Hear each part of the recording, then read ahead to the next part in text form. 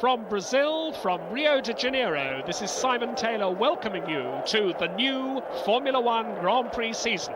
And on the grid, new cars, because we have the new flat-bottomed regulations, no more ground effects this year.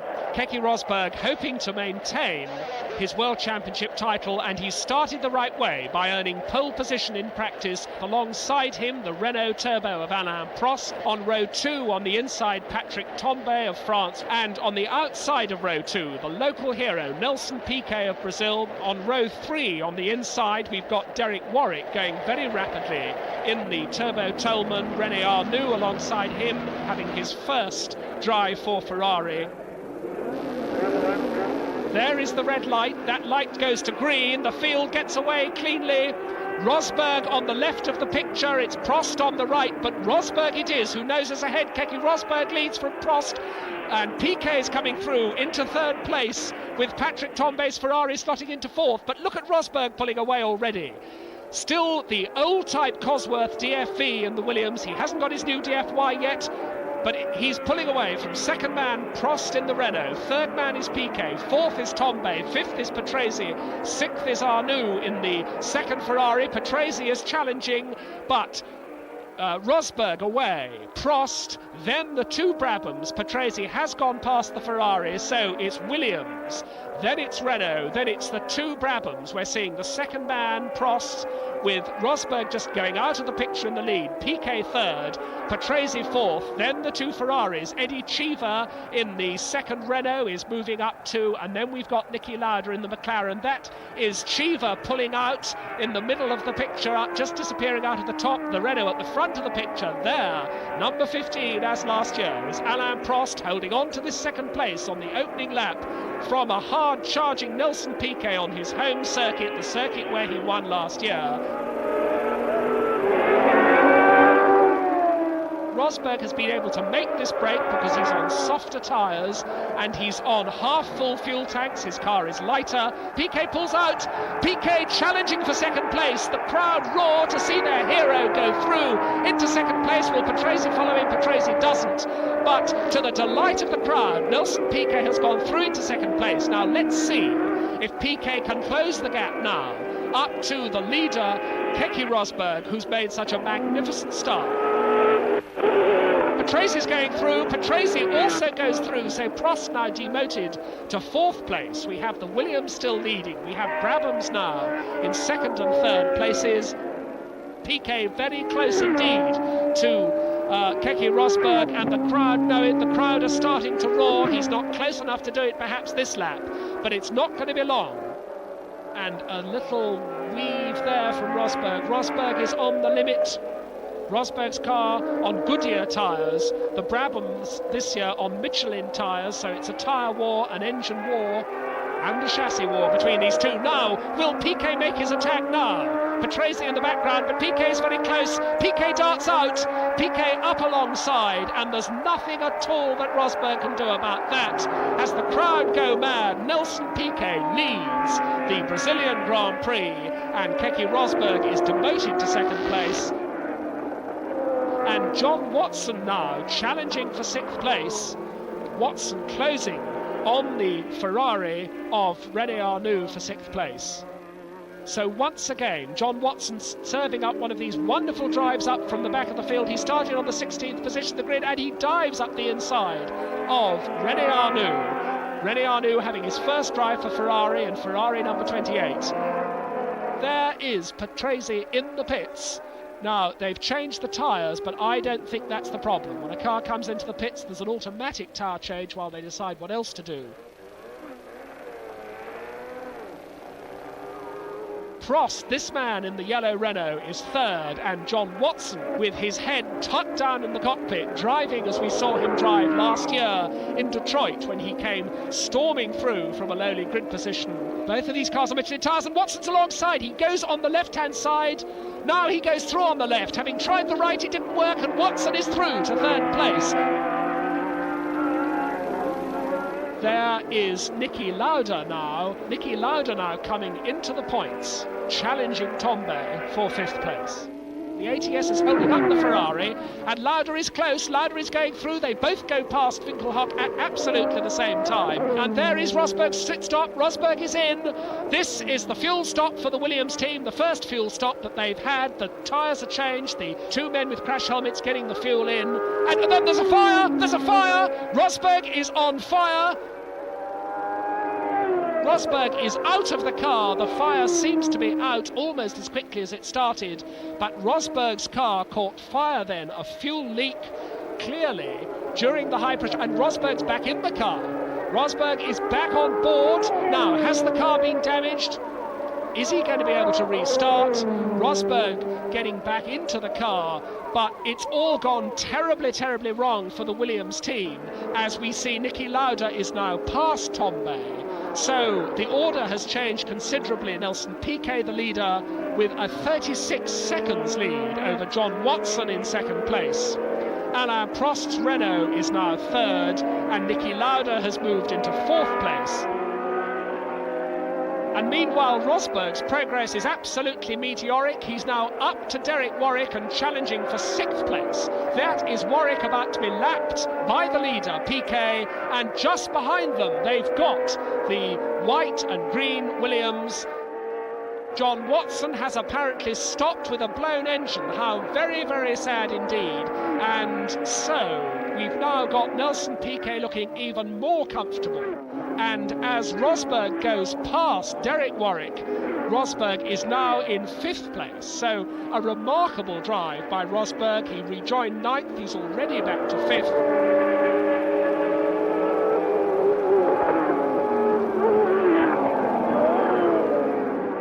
This is Nelson Piquet, the leader, coming in for his routine pit stop. The car stationary now, the stopwatch starts, 25 gallons of fuel, and all four tyres are going to be changed. Just watch those mechanics work.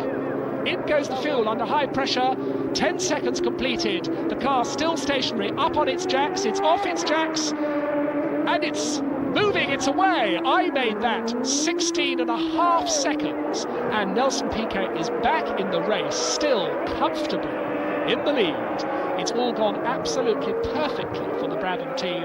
Lauda is right up to Alain Prost for second place. Still Tombe fourth, Rosberg still fifth, but Rosberg is closing on Tombe. Derek Warwick still sixth, and Lauda is going through. Lauda alongside and clearly through. Niki Lauda moves into second place, so where his teammate John Watson was not very long ago. And that's Cheever with very clearly a blown engine. So the tremendous heat claims another victim.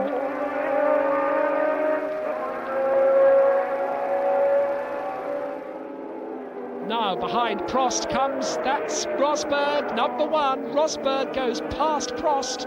Rosberg has passed Tombe. He's now past Prost.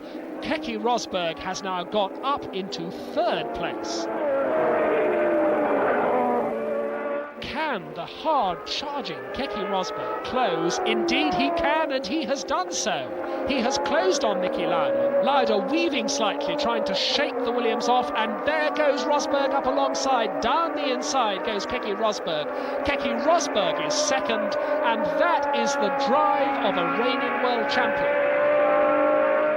That's Danny Sullivan in the green Tyrrell with Prost behind him, and Prost under some pressure there. Prost indeed under pressure. That's Jacques Lafitte who's passing Prost. I said Lafitte was going to come through, and he has. Marc Surer almost going through. So Lafitte has passed Surer. Lafitte has passed the Renault of Prost. There goes Marc Surer also past the Renault, or he's alongside him now. But the Renault's power isn't enough, so Alain Prost clearly in all sorts of trouble, and Jacques Lafitte is now fifth. Marc Surer gets his sixth place back. Lafitte has continued his progress. Lafitte is now past Tombe and he is fourth. So all the way up from 18th place on the grid, despite feeling so unwell, despite being at the wheel of an unfamiliar car, the Williams, and now surely it's all going to go right for Nelson Piquet. This will be the second year running that he's won this race, but of course last year it was taken away from him. You remember the water bottle controversy, and this time Piquet surely has earned a victory that he should keep, because he's had an absolutely flawless run, willed on by his home crowd, and they're already waving and cheering, and there is the checkered flag, and that is a fine victory indeed for Brazil's motor racing hero Nelson Piquet. And we have just had word that Rosberg was push-started by his mechanics after that dramatic pit stop, and that may well mean a protest.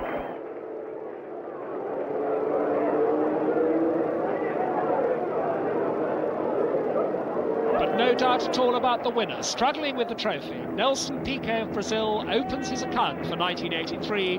A splendid race here at Rio, and we look ahead 2 weeks to run 2 in California, the Long Beach Grand Prix.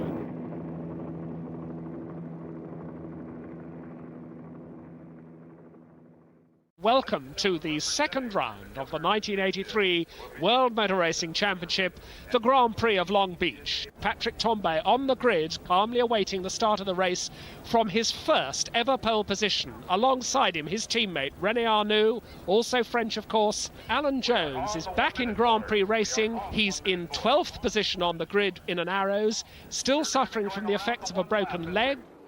Piquet, the current championship leader, and Lauda, the current runner-up, had a disastrous time in practice. So did John Watson. Watson is 22nd, Lauda is 23rd.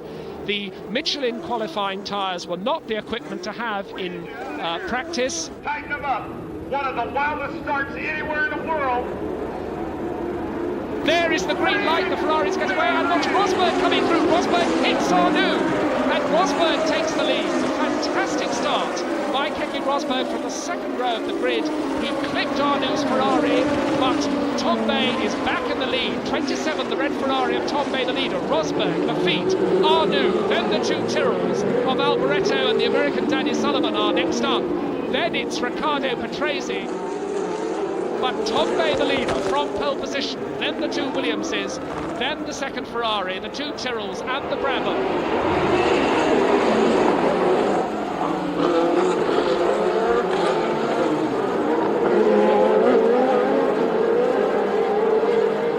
On this first of 75 laps under a lot of pressure already from the 2 Williamses, then it's Arnoux, then it's the 2 Tyrrells, then Patrese and the 2 Renaults coming up, and Rosberg's trying to go. Rosberg spins, and he recovers extraordinarily well.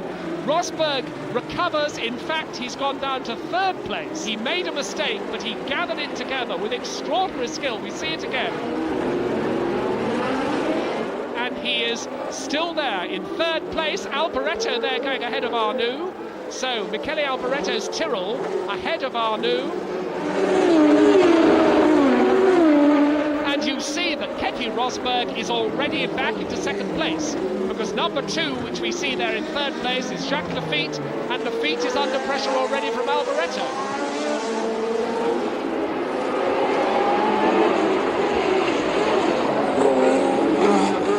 Tambay is doing everything he can to extend this lead over Rosberg. I was saying earlier that Rosberg is going to have great difficulty overtaking the Ferrari because there's not a lot of room to pass.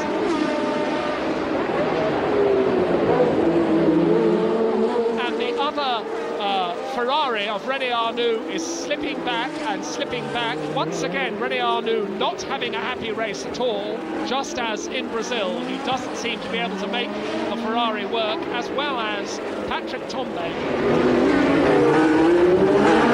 Much tighter line for the Williams, so Rosberg gets alongside. Rosberg is alongside. Rosberg's going through into the lead, but he's not. Rosberg a wide line, and Tambay kept his head, kept the inside line, and now that will have delayed Rosberg, because that supreme effort put him right offline.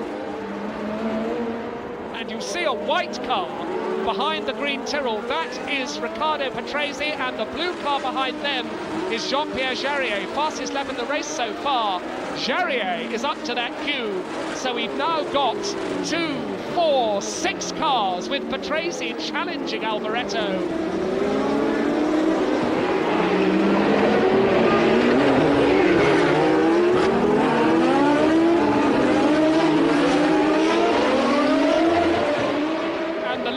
Is making an effort. Bellichier is alongside the Brabham.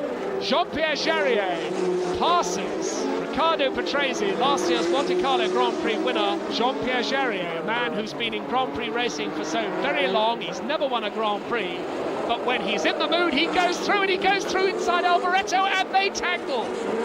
Jarier storming through on the inside.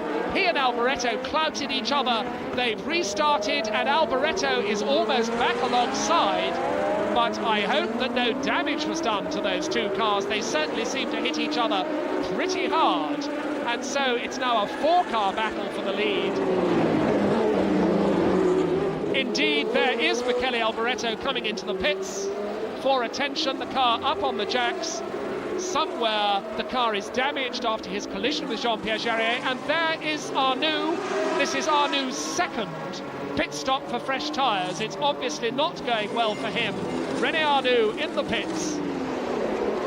And whenever Keke Rosberg loses time, either by making an overtaking manoeuvre which doesn't come off, he always makes it back again, and here's another overtaking manoeuvre. He's up on the inside, and they collide! Oh dear, oh dear, oh dear. Tombe is spun to a halt.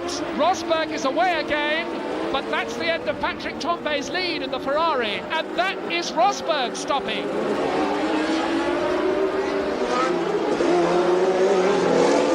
Rosberg is up alongside into the hairpin. The Ferrari shuts the door. His back wheel hits the Williams' front wheel. The Ferrari goes into the air, crashes down. Rosberg, we believe, is out of the race. Indeed he is, and here is our new leader, Jacques Lafitte. The two McLarens were way down the grid, starting the race in 22nd and 23rd positions. Well, they're on the leaderboard already. Niki Lauda has come up into 3rd place, and John Watson into 4th place. No doubt at all that these two McLarens are currently the quickest things in the race, and Watson's going through, locking up a front wheel. That shows how hard he's trying. John Watson in number 7 goes past Niki Lauda in number 8, and no doubt at all these two McLarens are closing on the lead battle.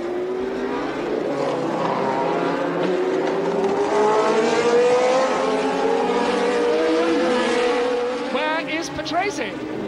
What has happened to Riccardo Patrese? He's lost a lot of time somewhere. John Watson is now clearly in 2nd place and closing. And now, will Watson try? Watson looking at the outside. Watson comes through, and once again he locks up his front left-hand wheel, but the feet lets him go. Already John Watson has come through to lead, and Niki Lauda is through as well. Lauda has gone past. It's McLaren's 1st and 2nd from 22nd and 23rd positions on the grid. There is Piquet. Piquet has parked. A sad end to an uninspiring race from the Brazilian Grand Prix winner, and indeed the current World Championship leader.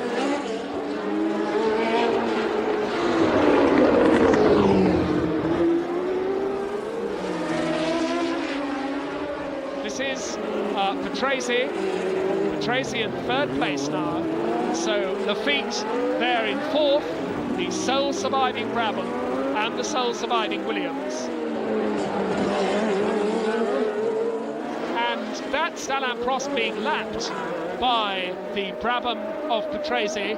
That's the RE40 having its first race, and Prost has had a lot of trouble with this car misfiring. It was misfiring in practice. In fact, Prost going well at the moment because Prost is unlapping himself, but Prost, after his pit stops, is well down the field.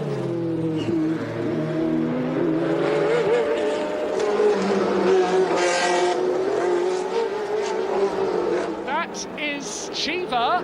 That is Chiva and Arnoux. Now that's quite a little battle that's developed. Chiva has come storming through, and so has René Arnoux, because remember, René Arnoux has had not one, but 2 pit stops for fresh tyres. Now there's a lot of needle in this battle, because René Arnoux shook the dust of Renault from his feet at the end of last season, and now he wants to show that the man who took his seat, Eddie Cheever, he wants to show Eddie Cheever who's boss, but Cheever keeps the door shut. And their battle has brought them up to Jacques Lafitte. So, from being a 2-car battle for 5th place in these closing stages, it's become a 3-car battle for 4th place, and I think we could have a new 4th man any time. Arnoux is looking at the outside, Cheever's coming through too, Arnoux all the way up the inside. Arnoux goes through to 4th, Cheever goes through to 5th, and Cheever goes through again, side by side there, and Cheever takes 4th place. What a magnificent battle. Now René Arnoux won't like that one little bit. Only just 8 laps left. Cheever is 4th, Arnoux is 5th, and Arnoux wants that 4th place desperately. Arnoux pulling alongside, Arnoux goes all the way down the inside, Cheever moves across, Arnoux has the place once more.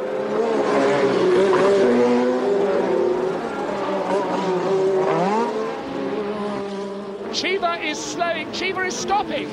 What a shame, that was a wonderful late race charge from the American.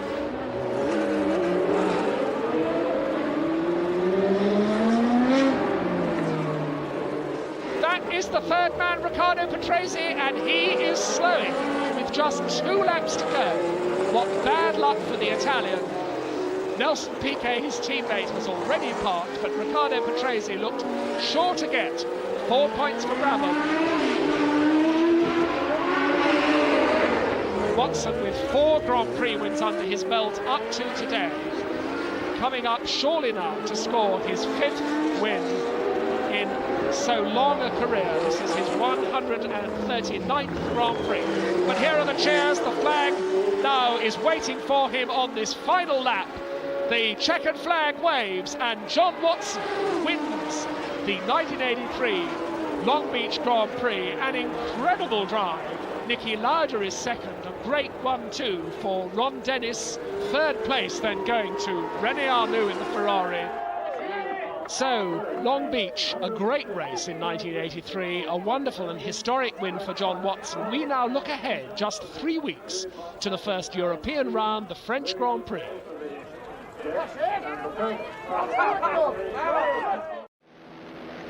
From the Paul Ricard circuit in the south of France, welcome to round 3 of the 1983 Motor Racing World Championship, the first European round, and to nobody's surprise, dominating practice, the turbocharged cars. The French Renaults, they know this circuit so well, at the front. Prost, more than 2 seconds quicker than his own teammate Cheever, filling the front row.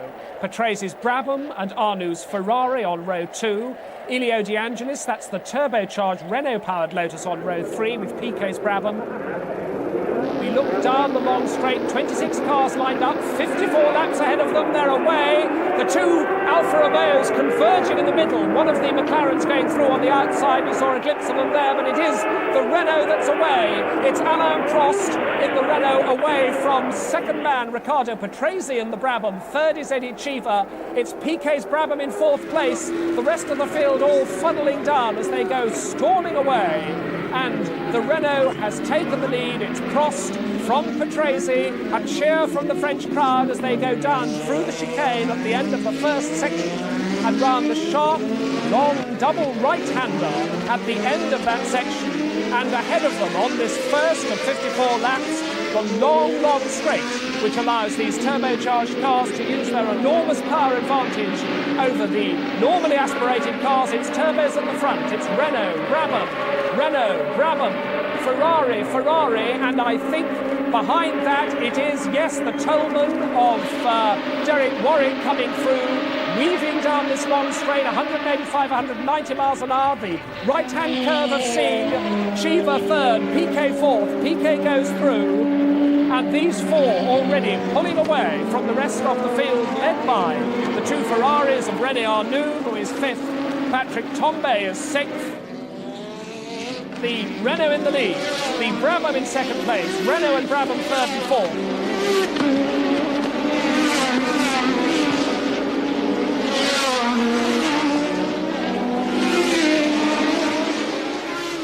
That's Mauro Baldi. I think that Watson and Baldi, there is Watson in the pits, and you see the nose section of McLaren number 7 is damaged. They're changing the nose section. That's a great delay on this opening lap. All 6 of the front runners in this race, the 2 Renaults, the 2 Brabhams, the 2 Ferraris, have announced that they are intending to make a pit stop at half distance. They've started on softer compound tyres. They started with half-full fuel tanks. Now, we've seen Brabham do this on several occasions. We've seen Williams do it disastrously in Brazil.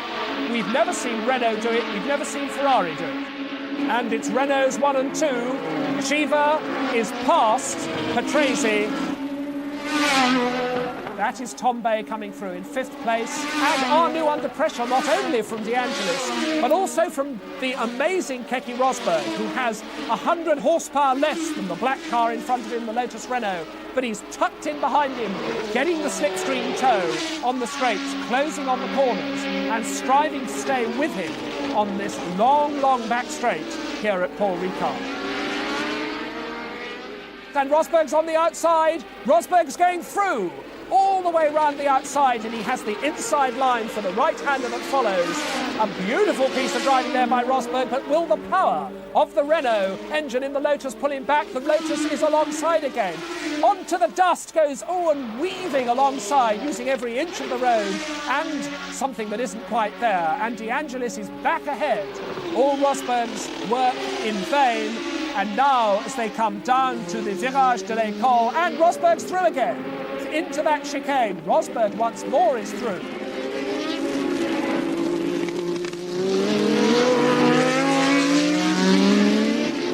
And there is Arnida, Alain Prost. Prost still out in front. His own teammate keeping a watching brief. Then the 2 Brabhams with Piquet now. It's Piquet up into 3rd place ahead of Patrese, who is 4th. And there you see Rosberg is now 6th, ahead of René Arnoux. And here is the first of the pit stops. That is Patrese in the pits. On his own, out in front, leader Alain Prost. The Renault with the red nose is number 15, Alain Prost. Prost, a very, very comfortable lead indeed. But with this pit stop still to come.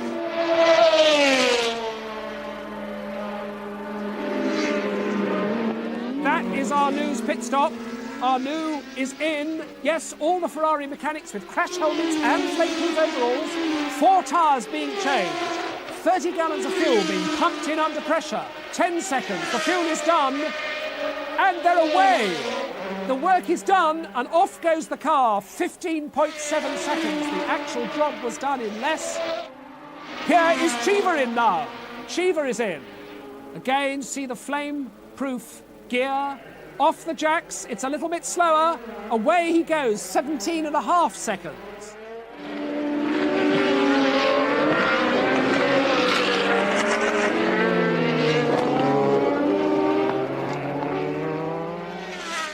This is Keke Rosberg's stop. Remember, it was his car that caught fire in Brazil. 16, 17 seconds. 19, this is a slow one. One of the front tyres is not yet finished. Prost's in. Prost is in. Into the pits, under the little bridge. Start the stopwatch now. The Renault mechanics, like bees round a honeypot, round the Renault. In goes the fuel. The tyres being changed. The fuel is done. The tyres still being done. And it's not a very quick one. One of the tyres, I think, still being done at the back. Now he's clear. 24.18 seconds stationary. So not a particularly good stop, but that will not have lost Alain Prost very much time. Oh, and there is Tombe in. This is a quick one. What a pity we haven't got the stopwatch running, because that looked a beautifully quick stop. Oh, and that is De Cesaris. It's not, it's Balny. That is Balny spinning out of the race. Balny clouting the barrier. You see it again. He spins behind Finkelhock, clouts the barrier very hard with both rear tyres, and effectively is out of the race. Here is Piquet. Now, surely Nelson Piquet must be aiming for the pits any minute. Prost in second place with 22 seconds behind. Now that means that the pit stop, including the slowing down and the speeding up, is going to have to occupy less than 22 seconds if Nelson Piquet is to keep the lead. Is this his pit stop now? Is he moving across? He is. Nelson Piquet into the pits, under the bridge, into the pit lane. The stopwatch is ready. The Brabham mechanics are ready, and off they go. 4 tyres. In goes the fuel. 2, 4, 6, 8, 10 mechanics working away. And very quick for the tyres. The front tyre's done in about 9 seconds. The fuel is finished. The arms go up for the mechanics. And 16.07. It's a very, very quick one indeed. But I think Prost has gone through. Alain Prost has gone through. Alain Prost in the Renault, the leader. Nelson Piquet in the Brabham in second place. Eddie Cheever in third place. And in fourth place, Patrick Tambay with his Ferrari. All those cars have stopped, and Jacques Lafitte is now fifth, and I think Jacques Lafitte must himself be due for a pit stop any minute. And when he makes his pit stop, that should promote his own teammate, Keke Rosberg, into fifth place. And it's a quick one. Oh, that's a quick one, under 14 seconds. Only the first 4 cars are going to go the full distance as we watch Prost on his winning way. And this is going to be a very, very popular victory with the French crowd, who've all come here to see not only a French driver win, because that could be one of several. They've actually come to see Prost, the French driver in the French Renault, win into Virage de la Tour. Only Virage du Pont left, up through the gearbox one last time. The checkered flag in sight, and both hands off the wheel. A delighted Alain Prost. He has to put one back on the wheel to steer, but here is the second man, Nelson Piquet.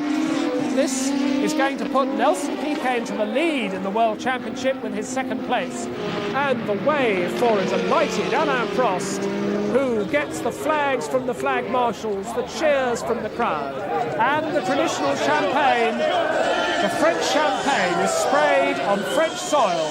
Alain Prost of France, Renault of France, win the French Grand Prix of 1983. From the Dino Ferrari circuit at Imola in Italy, good afternoon and welcome to the San Marino Grand Prix. René Arnoux on pole position for Ferrari, and that has pleased the crowd, the always very pro Ferrari Italian crowd. Nelson Piquet on the outside of row 1, Tambay's Ferrari and Prost's Renault on row 2, Patrese in the second Brabham and Eddie Cheever in the second Renault on row 3. There's the green, and Piquet's in trouble. Nelson Piquet from the front row has stalled his engine. The rest of the field pouring past him. It's Ferrari's first and second, it's Renault third, and Patrese's Brabham fourth. But Nelson Piquet, the current championship leader, is left on the start line as we have Arnoux Ferrari in the lead and challenging the Tambay Ferrari. That was Riccardo Patrese moving his Brabham into third place. Alain Prost is fourth.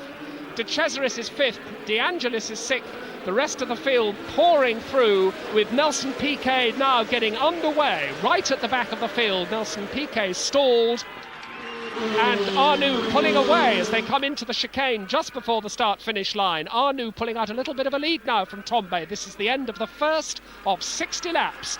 Tambay in second place. Patrese, the Italian in the British Brabham with the German BMW engine, in third place. The all-French team of Prost in the Turbo Renault fourth, and still fifth, although falling back, the Turbo Alpha, there it is, of De Cesaris. Oh, and we've got a problem there for somebody. That is one of the Renaults, that's Eddie Cheever. And so already on this rather hot day, the notorious unreliability of some of these turbocharged cars has struck. Patrese has gone ahead into second, but Arnoux the leader. Patrese second for Brabham, Tombe third for Ferrari, Alain Prost fourth in the sole surviving Renault now. Oh, and that's Guerrero off! That was Guerrero, the Colombian driver in the Ensign, spinning across the grass, and Roberto Guerrero's race is undoubtedly run over the graffiti that has been written on the road by the fans, that quite a lot of the slogans this year are about the late Gilles Villeneuve, who had his last Grand Prix here this time last year. And Patrese lining up now, Patrese looking good for the lead. This is lap 6, and now he's having a go on the inside. It's under braking, the Brabham's twitching, and he's through. Riccardo Patrese takes the lead on lap 6. Arnoux fights back, but Patrese has gone through. Patrese is definitely pulling away. Arnoux doesn't seem to be able to do anything at all about it, and all that Patrese must do is drive cleanly. Clearly, his Brabham has the legs of the Ferrari at the moment.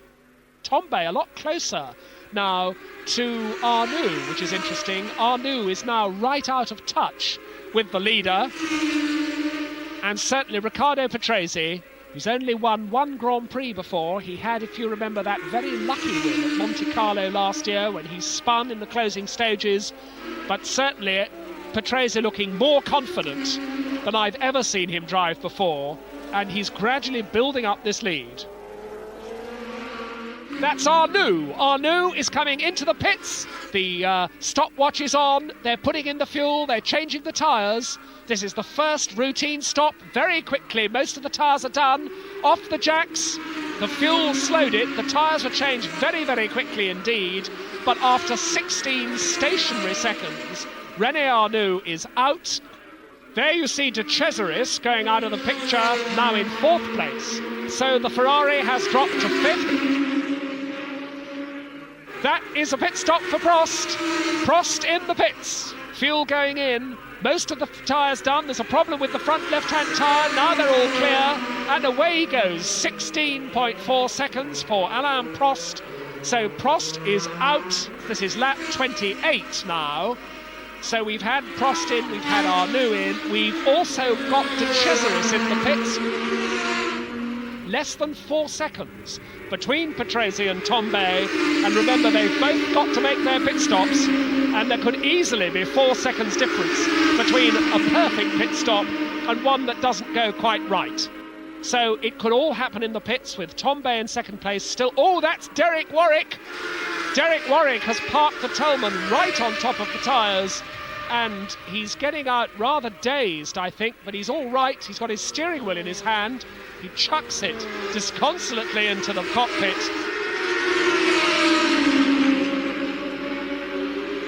And I said that Nelson Piquet was coming through the field. He is indeed. He's going to pass. And De Cesaris up the hill. Piquet goes through. Now that's 5th place. So from 26th place at the start, Nelson Piquet, the man who's currently leading the World Championship, who so desperately wants some more points today, has come all the way through the field into 5th place. And that's Tombe in. Our 2nd place man's in.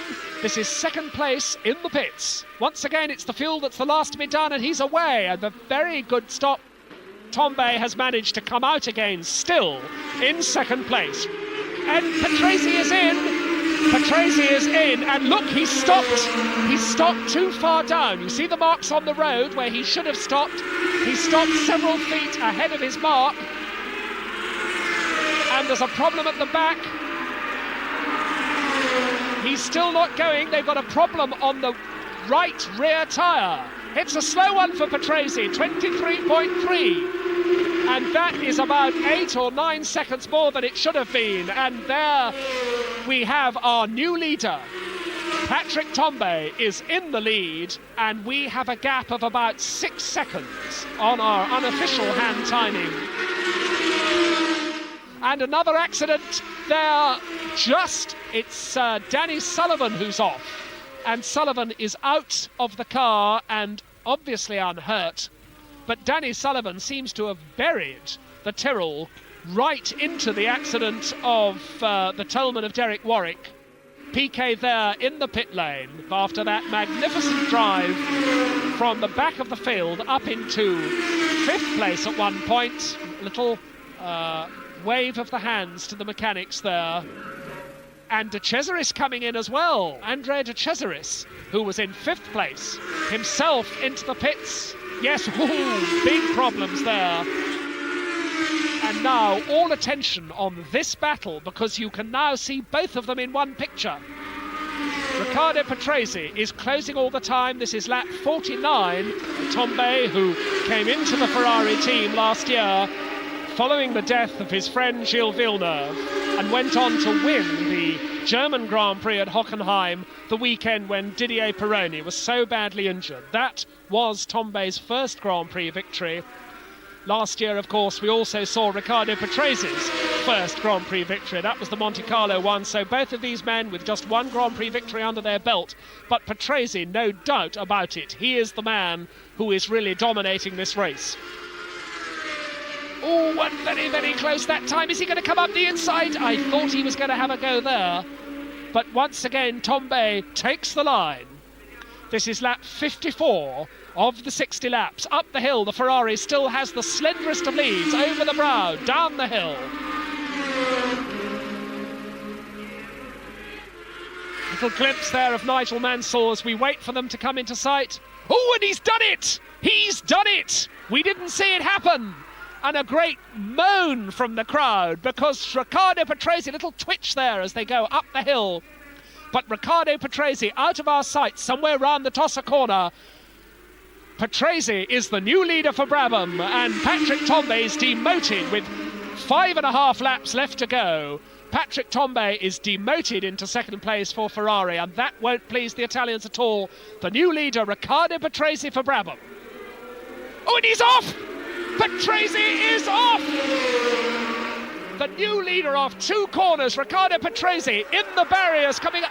And listen to the roar of the crowd. They've just heard the news over the public address system. Patrese is out of the car. He's unhurt, but he has thrown the race away.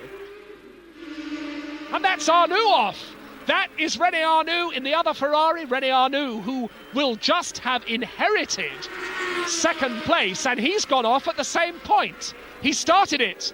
Is the engine running? The engine is running. And the Ferrari does a U-turn, and René Arnoux is back in the race, but he has lost his 2nd place.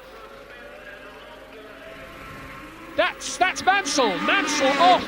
The rear wing clearly came adrift on the Lotus at a very awkward moment, braking hard. There you see it, the wing on the right of the picture bouncing out of sight. And Mansell obviously a bit winded, I think, there, but he looks as though he's more or less in one piece.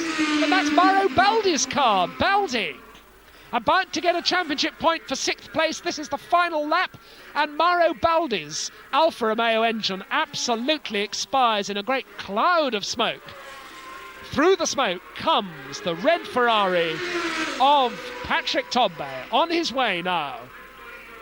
This is the final 60th lap of the San Marino Grand Prix. Bad luck for Mauro Baldi. Patrese out.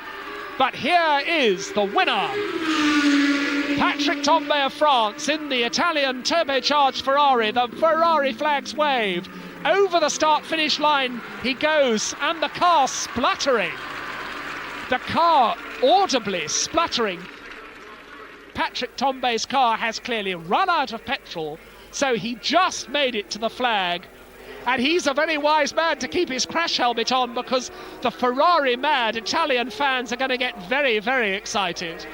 They're clapping him on the back. Look at the Ferrari flags. They're jumping up to get... Oh, I think he's having quite a rough time in there.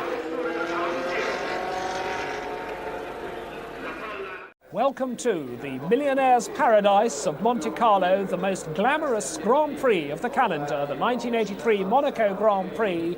But no Millionaire's Paradise weather, it's raining here, and although the rain now looks as though it's stopping, the track is still extremely wet. We learn from the starting grid that Keke Rosberg is going to gamble on the road drying out. He's going to start on dry weather tyres, so is his teammate Jacques Lafitte, but the turbos cars of Renault and Ferrari and Brabham are all going to start on the deeply treaded wet weather tyres because the circuit is just, in their driver's view, too slippery to go for the dries. Neither Niki Lauda nor John Watson, after troubles in practice on Thursday and then a very wet qualifying session on Saturday which didn't allow them to improve, neither of the McLarens in the race. Alain Prost and René Arnoux on the front row, Cheever and Tombe on the second row. The lights are red, there's the green, and it's the Renaults that move away. A superb start for Prost, but look at Rosberg coming through. Rosberg has come storming through the inside, and already Keke Rosberg in the Williams from the third row of the grid is in second place through the tight chicane at Saint-Devote. Everybody seems to be through.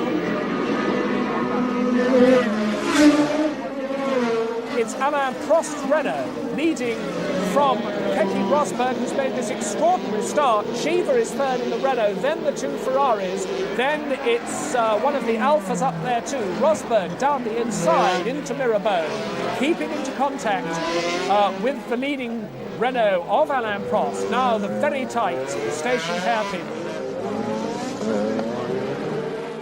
And on the short straight that leads into the very tight right-hand hairpin round the Rascasse restaurant, there it is, bottom gear, taking a tight line out of Rascasse up to the final Gasworks hairpin, which leads them onto the start finish straight once more. Cheever is third. Keke Rosberg has taken the lead. Keke Rosberg on dry weather tyres is out in front. And already the two leaders have gone through, and look at Arnoux coming through for third place. Arnoux elbows his way through, but Cheever fights back. Ferrari versus Renault up the hill, they're absolutely side by side, and Cheever has gone ahead again. Cheever retakes third place. And we have the leader. There he is. That is Keke Rosberg out in front. This is the third lap. And Prost is losing grip, Prost is losing touch. So can this mean that the gamble of starting on dry weather tyres, which the two Williams drivers have taken, is the correct one? Derek Warwick, we understand, also started on dry weather tyres, but as we look up above, it's not actually raining anymore, so Rosberg should be able to find the road getting drier and drier on his slick tyres. I think that one of the Ferraris, it is indeed René Arnoux, who has gone past Cheever into third place. And looking on down the field, Jacques Lafitte, also on dry weather tyres, remember, Lafitte has come through into fourth place. In fifth place now, Eddie Cheever. Sixth place is Patrick Tombe. But this is Nelson Piquet. Piquet has decided that dry tyres are what he needs, so already Piquet has decided that the slick tyres that Keke Rosberg has opted for are the right equipment, and I think that that is the first of many tyre stops. And that's Jacques Lafitte up there in fourth place, and Lafitte is hounding René Arnoux for third. René Arnoux in the red Ferrari is third. Jacques Lafitte, Keke Rosberg's teammate in the Williams, is fourth. And Lafitte looking very, very confident in the Williams.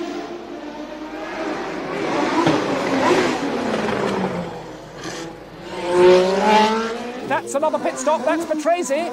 Patrese onto dry weather tyres now. So both the Brabhams have changed.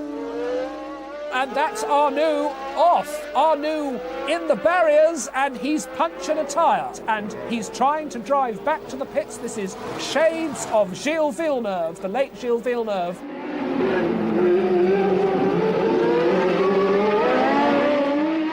René Arnoux has almost made it to the pits, but he's not going to make it. What a gallant try. René Arnoux has finally come to a halt at the very entrance to the pit lane. And we've got one of the Renaults in. It's Cheever. Cheever has stopped for dry weather tyres also. So little by little, they all seem to be coming in to change their wet weather tyres to dry.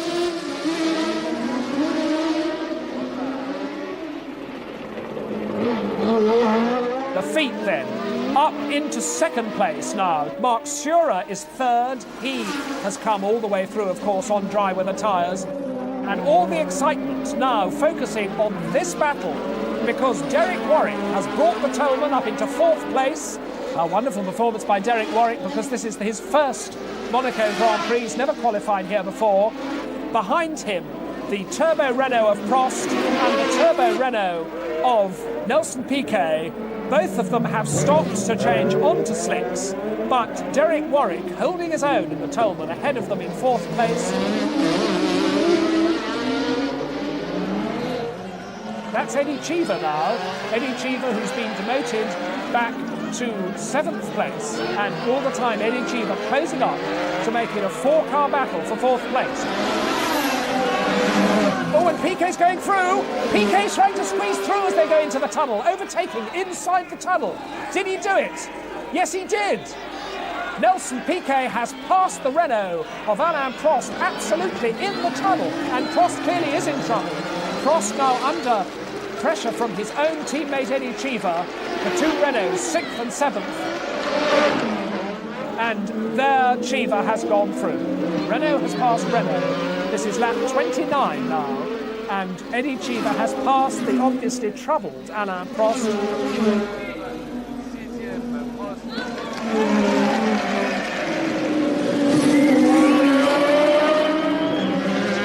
And that's a hand up for Cheever.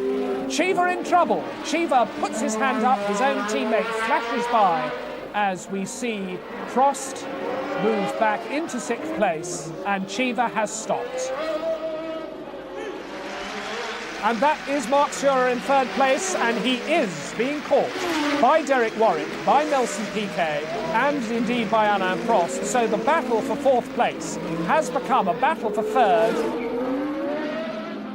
The non-turbocharged Cosworth in Marc Surer's arrows, very much less powerful up this hill than the 4-cylinder Hart turbo or the 4-cylinder BMW turbo of the Brabham, or indeed the V6 Renault turbo.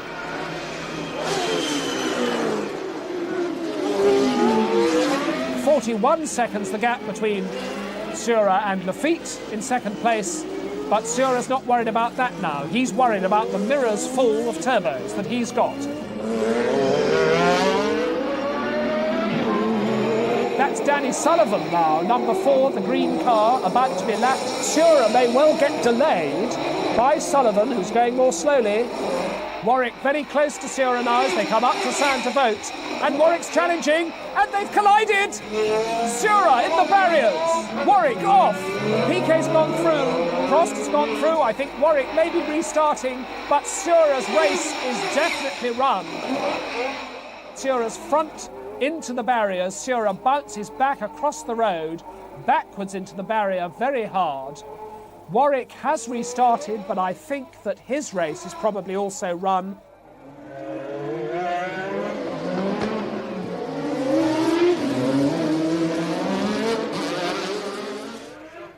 And I think Jacques Lafitte's in trouble. Yes, there's a problem for Jacques Lafitte.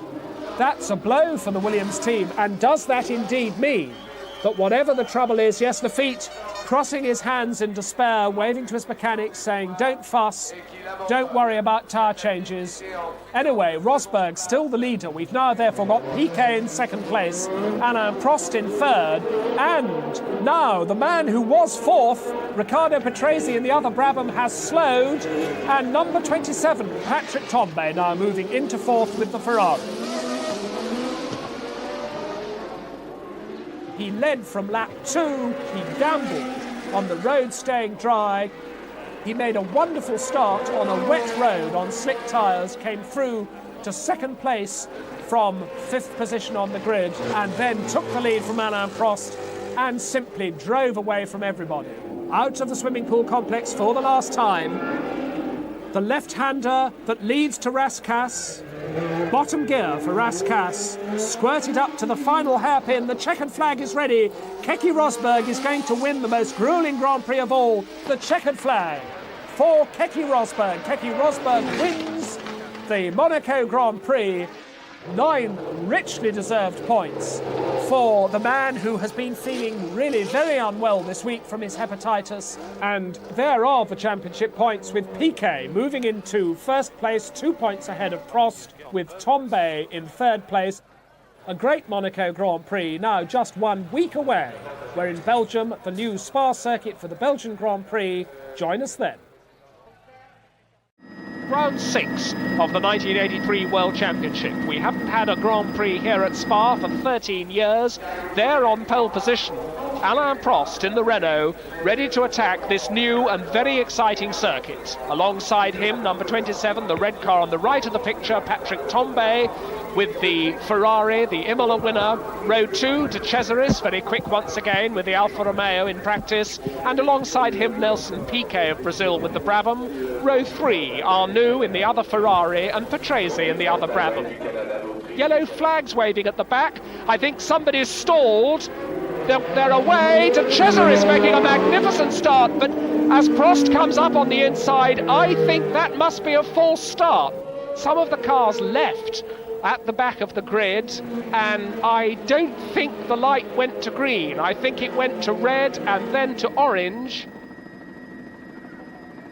So, Prost on pole position, Tombe alongside De Cesaris, who made that tremendous start from the second row, and behind Tombe is the Brabham, and they're away, and again De Cesaris makes a wonderful start. De Cesaris squeezes through the front 2 rows and storms into the lead. Prost up into second place, locking a wheel.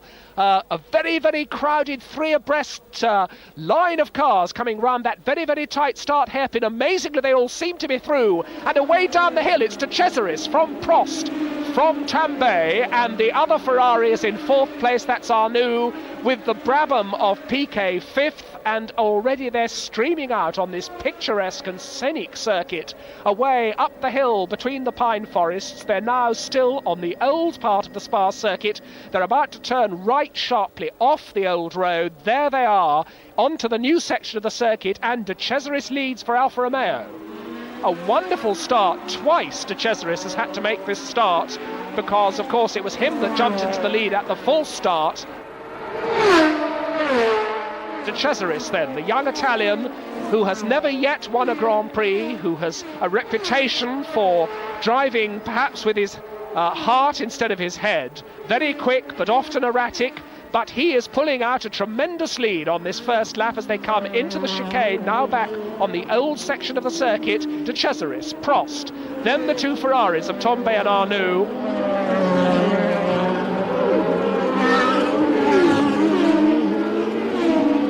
And that's Patrese. No apparent damage to the car, so I would reckon that's some sort of mechanical failure on only lap 2.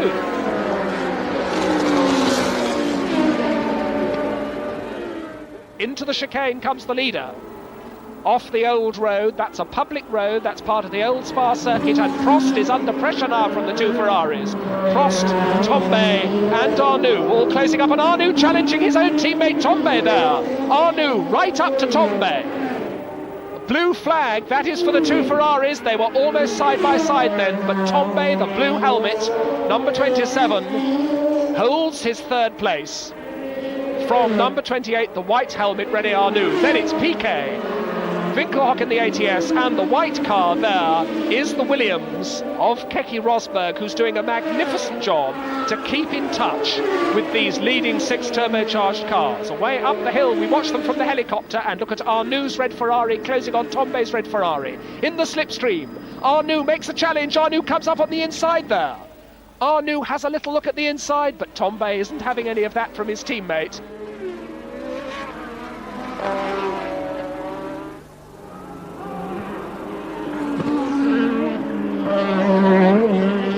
And that's John Watson out, and Jerier. John Watson and Jerier. Watson and Jerier, who are having their own little battle over about 16th place, I think it was. Jerier apparently trying to outbrake John Watson up the inside into the hairpin. Rosberg, the world champion, that's why he carries number 1, challenging the much more powerful yellow ATS with the turbocharger of Manfred Winkelhock as they come down the hill over the Eau Rouge Bridge. This is lap 12.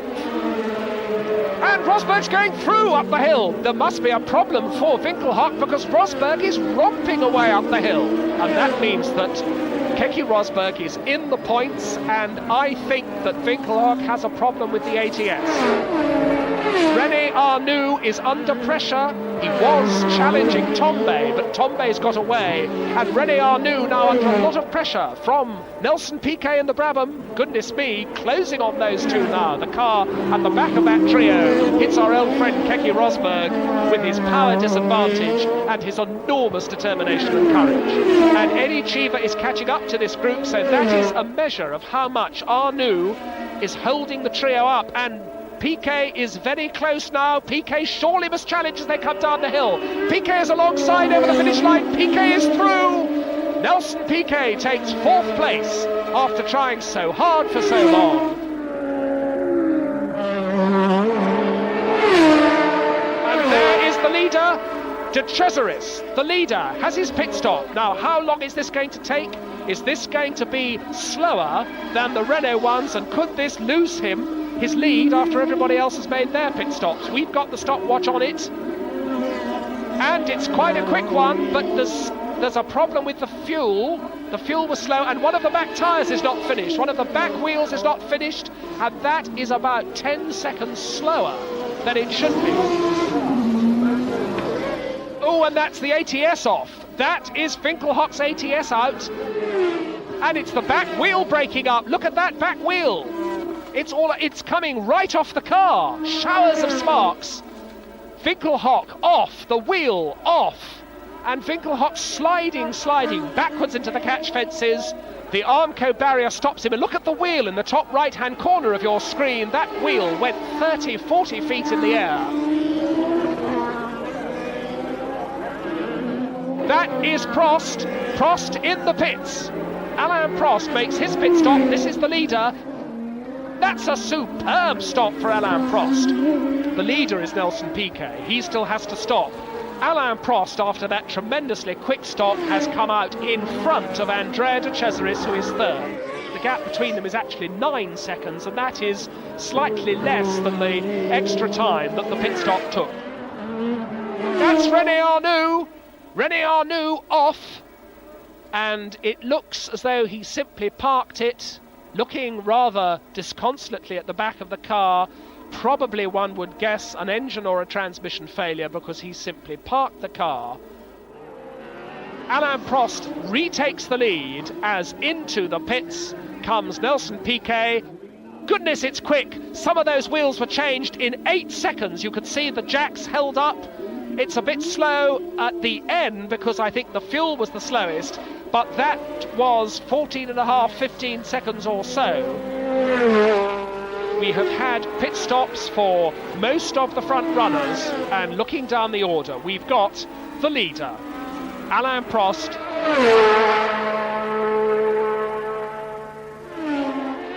And we are missing Andrea De Cesaris. Well, that's very, very bad luck, because he did drive very, very well indeed right from the start, and had his pit stop not been slower than it should have been, he would still, I believe, have been leading. And there he is. That is De Cesaris parked.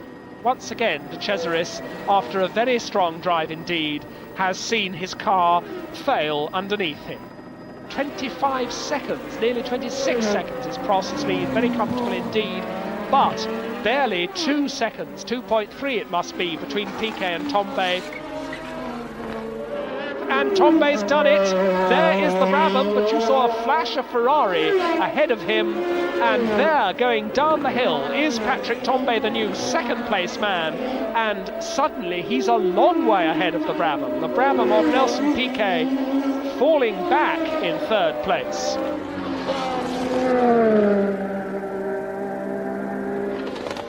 As we see Piquet about to lose another place. That's Eddie Cheever now. And we've had a report of what Nelson Piquet's problem well may be, because Piquet is slow there, very slow up the hill. He's very slow down the straights. He's as quick as ever he was on the other parts of the circuit, and we're told that possibly his Brabham has lost top gear.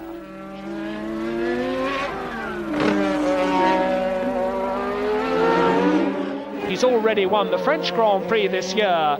The turbocharged Renault is going to give him his 7th Grand Prix victory down the hill, past the old pits. The man with the checkered flag is waiting. Over the finish line goes Alain Prost to win the Belgian Grand Prix, the first Belgian Grand Prix at Spa for 13 years. That's Bruno Giacomelli off. Giacomelli has spun. Giacomelli is being pushed by the marshals. Is he going to try and struggle to the finish? It's the final lap. Surely he gets the Tolman going in clouds of oily smoke. And the Turbo Tolman is back on the circuit after that late race spin. A very worthy victory for this very, very competent and mature Frenchman. We haven't had a French world champion yet, but Alain Prost wants to put that right in 1983. And now, without barely pausing for breath, the Formula One circus are packing up and moving on towards North America and the Detroit Grand Prix, just 2 weeks away. Sunday's weather was absolutely glorious, the light glittering among the yachts drawn up in the Detroit River alongside the start, some 70,000 packing the stands and an estimated 30,000 more at various unticketed vantage points. Just as in Belgium, the start had to be aborted, this time because De Cesaris stalled his Alpha just as he was taking up his grid place after the formation lap, but luckily the start sequence hadn't begun yet, so it was a rather simple matter to cancel. A lap was scrubbed from the race, the usual 5-minute break was called, and then it was time for a second go. Perhaps a tenth of a second before the lights went green, De Angelis was already moving, startling Tombe sufficiently for his foot to slip off the clutch and stall the Ferrari. As Arnoux, Piquet and De Angelis thundered towards the first corner, Patrick was left cursing as everyone squeezed through, which also dropped Seurat starting directly behind him down the order as he had to go round. It was Piquet who got to the first corner first, with De Angelis slotting in third, but already Peter Waugh was being informed that Elio was being penalised a full minute for his jump start. Rather than pushing Tombe off the line as usual and allowing him to get moving, the marshals attached a crane and dragged the Ferrari off the track, so one car was out already and Corrado Fabi could probably have started after all. Behind De Angelis came De Cesaris, Alboreto, Warwick, a typically fast-starting Rosberg, and Cheever, although the American was the next casualty with a broken fuel feed line after just 4 laps. Around the same time, Ghinzani's Alfa Romeo engine terminally overheated and he pulled into the pits to retire. With Arnoux close on Piquet's heels and De Angelis close behind them, the leaders were quickly drawing away from De Cesaris and the rest, especially after De Angelis ended up with a gearbox full of neutrals on lap 6, rendering his penalty moot. Piquet was planning to run through with a single tank of fuel, so Arnoux needed to get by and soon if he was to be able to get enough of a lead to make his own fuel stop. For several laps he was all over the back of the Brabham before finally getting through on the start of lap 10 and rapidly clearing off into the distance. Meanwhile behind him Rosberg was on a charge, disposing of Warwick and Alboreto and getting ahead of De Cesaris for third on lap 11, frustratingly doing so while the cameras were watching empty road. While all this was going on, Marc Seurat's afternoon was being comprehensively ruined. Having already dropped back from the start after Tombe stalled right in front of him, he was now black flagged into the pits as his car was seen leaking fluid the marshals thought was oil. In he came, the team checked him over but couldn't see a problem, so sent him back out, only for him to be sent straight back in by the marshals. The team looked again and found that there was some litter in the side pods causing the engine to run hot and the radiator to boil over, which was the leaking fluid the marshals had seen. By the time he had finally regained the track without being black flagged, he was some way behind in last place. By now, Arnoux had quite a lead, and Piquet had Rosberg also bearing down on him, and De Cesaris had lost another place to Alboreto and was coming under threat from Derek Warwick's Tolman. By lap 20, Rosberg was right up with Piquet and searching for a way past. The camera cut away to show Prost making a pit stop. The Belgium winner was another one having a bad day, having knocked his front right wing off getting past Boutsen earlier, and when they came back, Rosberg was past and already leaving their Brabham behind. Soon enough, half-distance was approaching and René Arnoux was the first in for his scheduled fuel stop on lap 29. It was a good stop and returned him to the track just ahead of Piquet, while Rosberg was held up with a sticking wheel nut and returned to the track behind a non-stopping Alboreto. Piquet had been husbanding his tyres for just this moment and now had a short window to attack Arnoux before the Ferrari's tyres got up to temperature. He gave it a good go, but it was becoming obvious that he wasn't going to be able to get past when Arnoux rather anticlimactically broke down with a fuel injection problem. leaving Piquet in the lead of the race by a huge margin over second-placed Alboreto. The unfortunate René appeared to have brought his bad luck with him from Renault, and this wouldn't help his cause with the Ferrari faithful, who are already talking about his stay at Maranello being a short one. Meanwhile, John Watson had been doing his usual thing, making his way methodically up through the field, helped by a number of cars breaking down or pitting ahead of him. He was now up to 4th, and provided some entertainment in the latter stages of the race by charging up to the back of Rosberg and having a few sniffs, before Rosberg put his foot down a bit and pulled away again. But the race was pretty much over as a contest, as Piquet needed to simply keep going till the finish, with his boost turned right down to economise on fuel and put less strain on the engine. He presumably took some satisfaction in lapping Prost, but otherwise the second half of the race was a fairly processional affair. That was until lap 51, 9 before the end, when Piquet suddenly slowed with a punctured left rear tyre and Alboreto came past into the lead, with Rosberg also getting past as the Brazilian nursed his car round to the pits for new boots. Watson got by while he was stationary, as the Brabham team gave him some new sticky tyres and put in some fuel so he could turn up the boost and see if he could catch up. But there wasn't enough time, and Alboreto kept it pointing the right way to take his second career win and his first points of the year, with Rosberg and Watson joining him on the podium. The announcer at the track was very keen to point out that all three were using our Ford engines, though in fact the Cosworth operation in Northampton had very little to do with the Detroit Giants bar the initial funding back in 1967. Nonetheless, it was a landmark 155th win for the firm's DFV and DFY engines, which had powered 12 of the 15 drivers' champions since its introduction. Nelson Piquet salvaged 4th place, with Lafitte a lonely 5th, and Mansell pipping a tired Boutsen to the last point late on to finally open the scoring for Lotus. Piquet could take some comfort from Prost, Arnoux and Tombe all failing to score, but all eyes were on Alboreto, who had done his chances of a move to a big team no harm at all. Just as in Caesar's Palace in 1982, Michele had inherited a fortuitous win, but only because he'd been up there in a position to take advantage. As the season approached its halfway mark, the top 4 drivers were now separated by just 6 points, with just 11 covering the top 5 in the constructors' table. Welcome to the Canadian Grand Prix, round 8 of the 1983 World Championship. There is Alain Prost on the front row, but not on pole position, because on pole position is his former teammate and now arch-rival with the Ferrari team, René Arnoux. Row 2 is Nelson Piquet, the Brazilian with the Brabham, and the second Ferrari, Patrick Tombe, there he is on row 2. Row 3 is Patrese in the other Brabham and Eddie Cheever in the other Renault, the American. And the light goes green, and they're away. And tremendous weaving from, that was Cheever in the middle of the pack, that yellow Renault with the ATS weaving with him, but all the field are cleanly away. A lot of chopping in the middle of the pack, but it's Arnoux out in front. Arnoux goes ahead from, that's Patrese, I think, coming through in one of the Brabhams. So it's Patrese who's made the better start of the 2 Brabhams, and he's come slotting through up into what looks like second place. Alain Prost is there too, so the 3 turbo teams going well at the front. It's a straight turbo battle between Ferrari, Brabham and Renault. It's Arnoux, it is Patrese in second place, then a bit of a gap before we get Prost, then it's Piquet, then it's Tombe, then it's Cheever, and then it's De Cesaris. Oh, and look at Rosberg coming up the inside. Rosberg steaming up the inside there to try and slot past the ATS of Winkelhock. Now, can Patrese close on Arnoux, or can Arnoux make the break?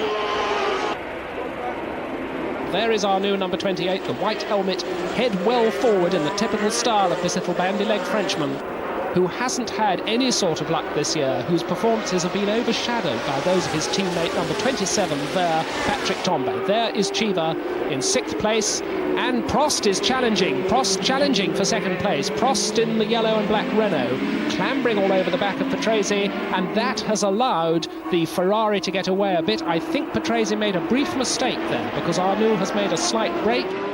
This early in the race, they're all very, very close indeed, and this is turning into a splendid Grand Prix. And now Patrese making a little bit of a break, and Piquet goes through. Piquet attacking, and I think he went through. He did. Nelson Piquet is past Prost, and Tombe very close to him as well. I think that Prost made a little bit of an error there somewhere, and that was all that Piquet needed. He was waiting for his chance. There is the battle between Andrea De Cesaris in the Alfa and Keke Rosberg, and this is the battle for 7th place. Rosberg has almost come to blows with De Cesaris in the past. And now, surely he's doing it all the way up the inside into the hairpin. He can't quite do it. De Cesaris driving quite cleanly there, but leaving his braking absolutely as late as he could. Now, what will Rosberg do now? He's tucked in behind in the straight. Even on the fast sections, he seems to be able to get a toe from the Alpha. Little look at the ends. Oh, yes, and surely now he must be through. Oh, that was so close. I wouldn't have liked to have put a cigarette paper between the right rear wheel of De Cesaris and the left front of Rosberg that time. Everywhere he's in one of De Cesaris's mirrors, then he's in the other.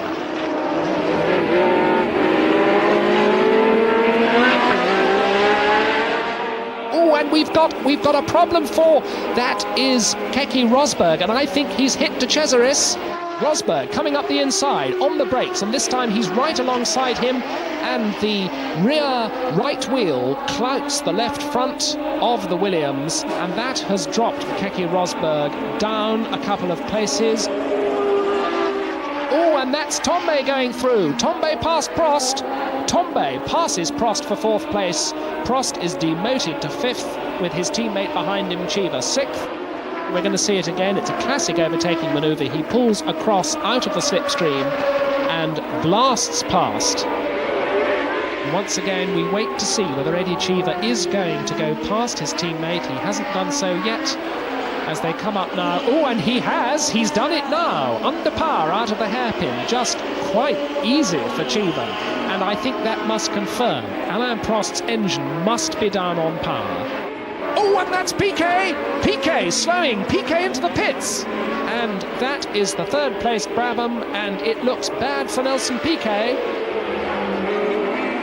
And as we watch that, Rosberg's done it. Rosberg is past at last, and Lafitte's going past as well. No, he doesn't. Yes, he does. He tries one side, then the other. De Cesaris moves disgracefully across on him. But Rosberg is through, and Lafitte so nearly went through with him. Lafitte now taking over where Rosberg left off to Harry, number 22. Oh, and he's coming storming up the inside. That's Lafitte up the inside of De Cesaris, and he goes through.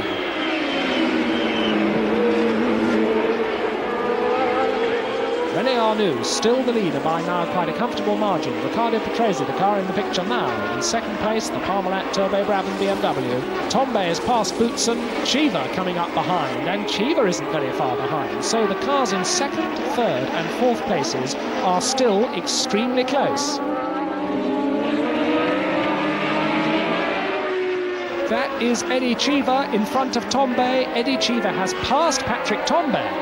I know that the Ferraris are running quite a soft tyre compound. They've gambled on running the softest tyre compound that they think will get them through half distance. That's Derek Warwick now, about to be lapped by Eddie Chiva. And the Ferraris are faltering slightly. That is Alain Prost now in the pits. So all the routine pit stops are coming thick and fast. That's Prost out and away. And there's the leader in the pits at last. René Arnoux is in the pits. We haven't got the clock on that one. We didn't see him come in, but he's out. There is our new leader. Patrese is the leader in the Brabham. He hasn't stopped. Chiva is just behind him in 2nd place in the Renault. He hasn't stopped. Tombe is 3rd in the Ferrari, and he hasn't stopped. This man is 4th, and he has stopped. Oh, and that's Chiva. So the 2nd place car is in the pits, off the jacks at about 11 seconds. There is Patrese. He is coming in. The leader is in the pits. Riccardo Patrese is in the pits. Now this is the most important pit stop of all, because this is the leader in, and it's Brabham who really reinvented the pit stop. Oh, and the back wheel's done in about 7.5 seconds. This is a fast one, 11.08 seconds. That means that the Ferraris are now 1st and 2nd. Patrick Tombe is leading but hasn't yet stopped. And René Arnoux is in 2nd place, and he has stopped. So Arnoux looking very good indeed. Patrick Tombe into the pits, gesticulating at Mauro Forgieri. It's not as quick as some of the others, it's 15 seconds. And René Arnoux is back in the lead. So this race still very much alive, because with René Arnoux well out in front, we've got the cars in second, third and fourth places really very close. And Cheever now surely must do it. Cheever is alongside. Cheever is through, or is he? Oh, and he's through, but only just, and Tombe almost follows him through. Cheever elbowing his way past, and Patrese just had to let him go. Tombe now goes through. Tombe is passed as well. Tombe is passed into third place, and Patrese has gone in just a quarter of a lap from second place to fourth. Even John Watson is coming up. He's a lap down, but he's coming up to pass Patrese. And I think all is not well with Patrese.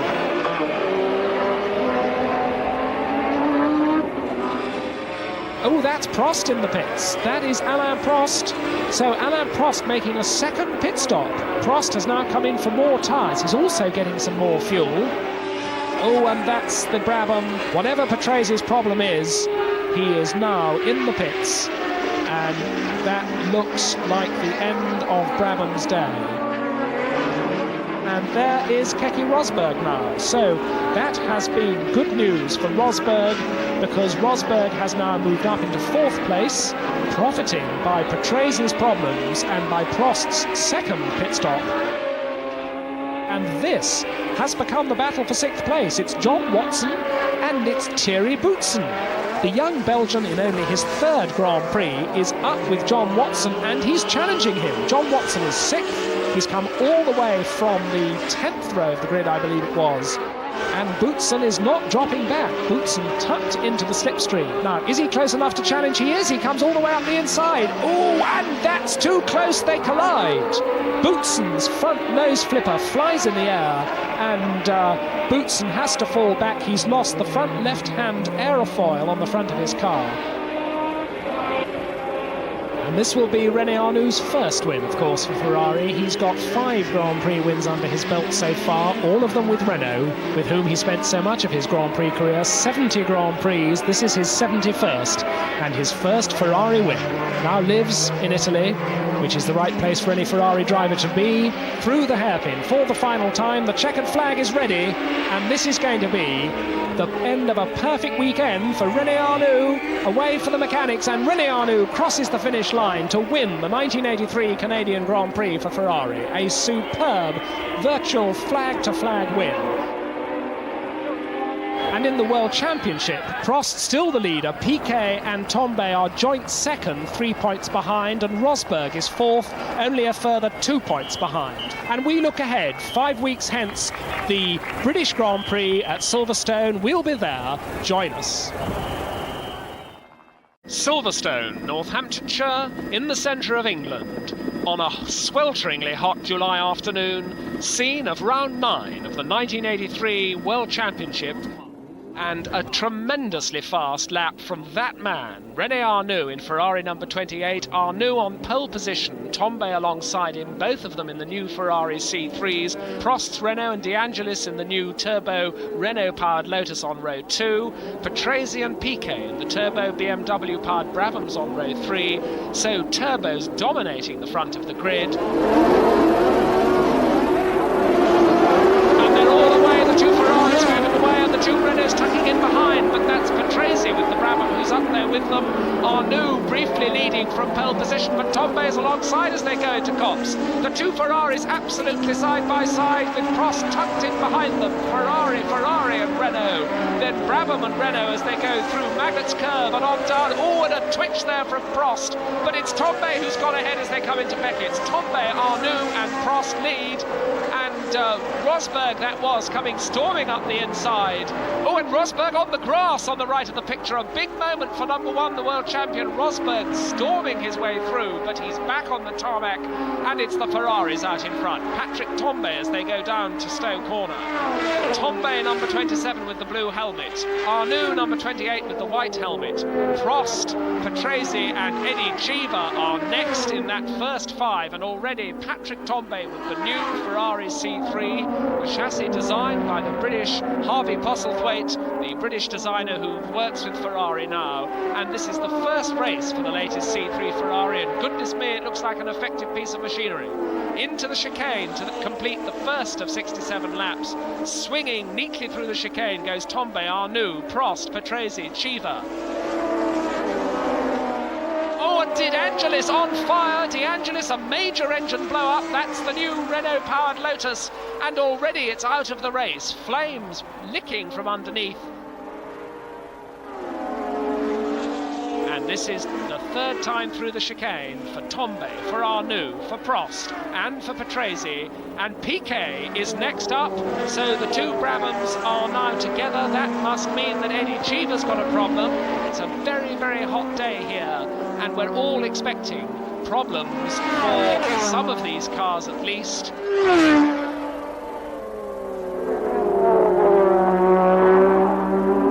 We said that Piquet had moved up into fourth place. That's because it's all over for Patrese by the look of things. That telltale oily smoke from the exhaust pipe of the Parmalat BMW-powered Brabham. And still Prost hasn't been able to find a way past René Arnoux and into second place.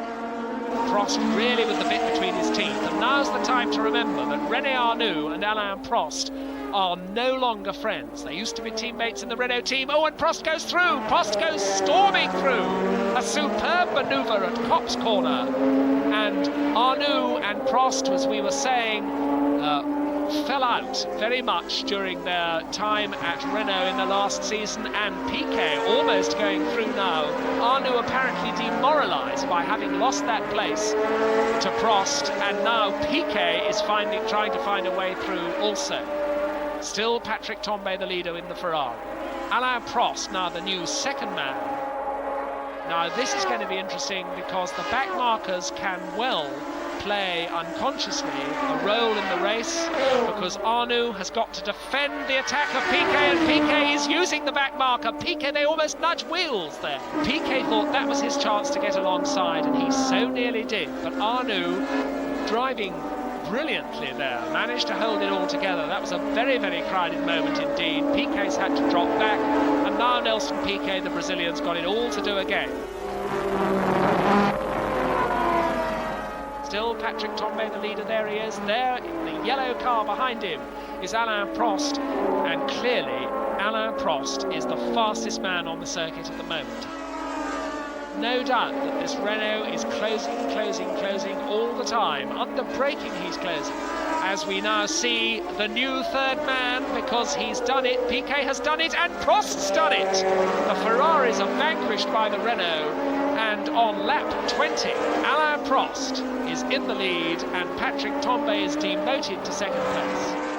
Still in fifth place, De Cesaris in the Alpha. Still in sixth place, Winkelhock in the ATS.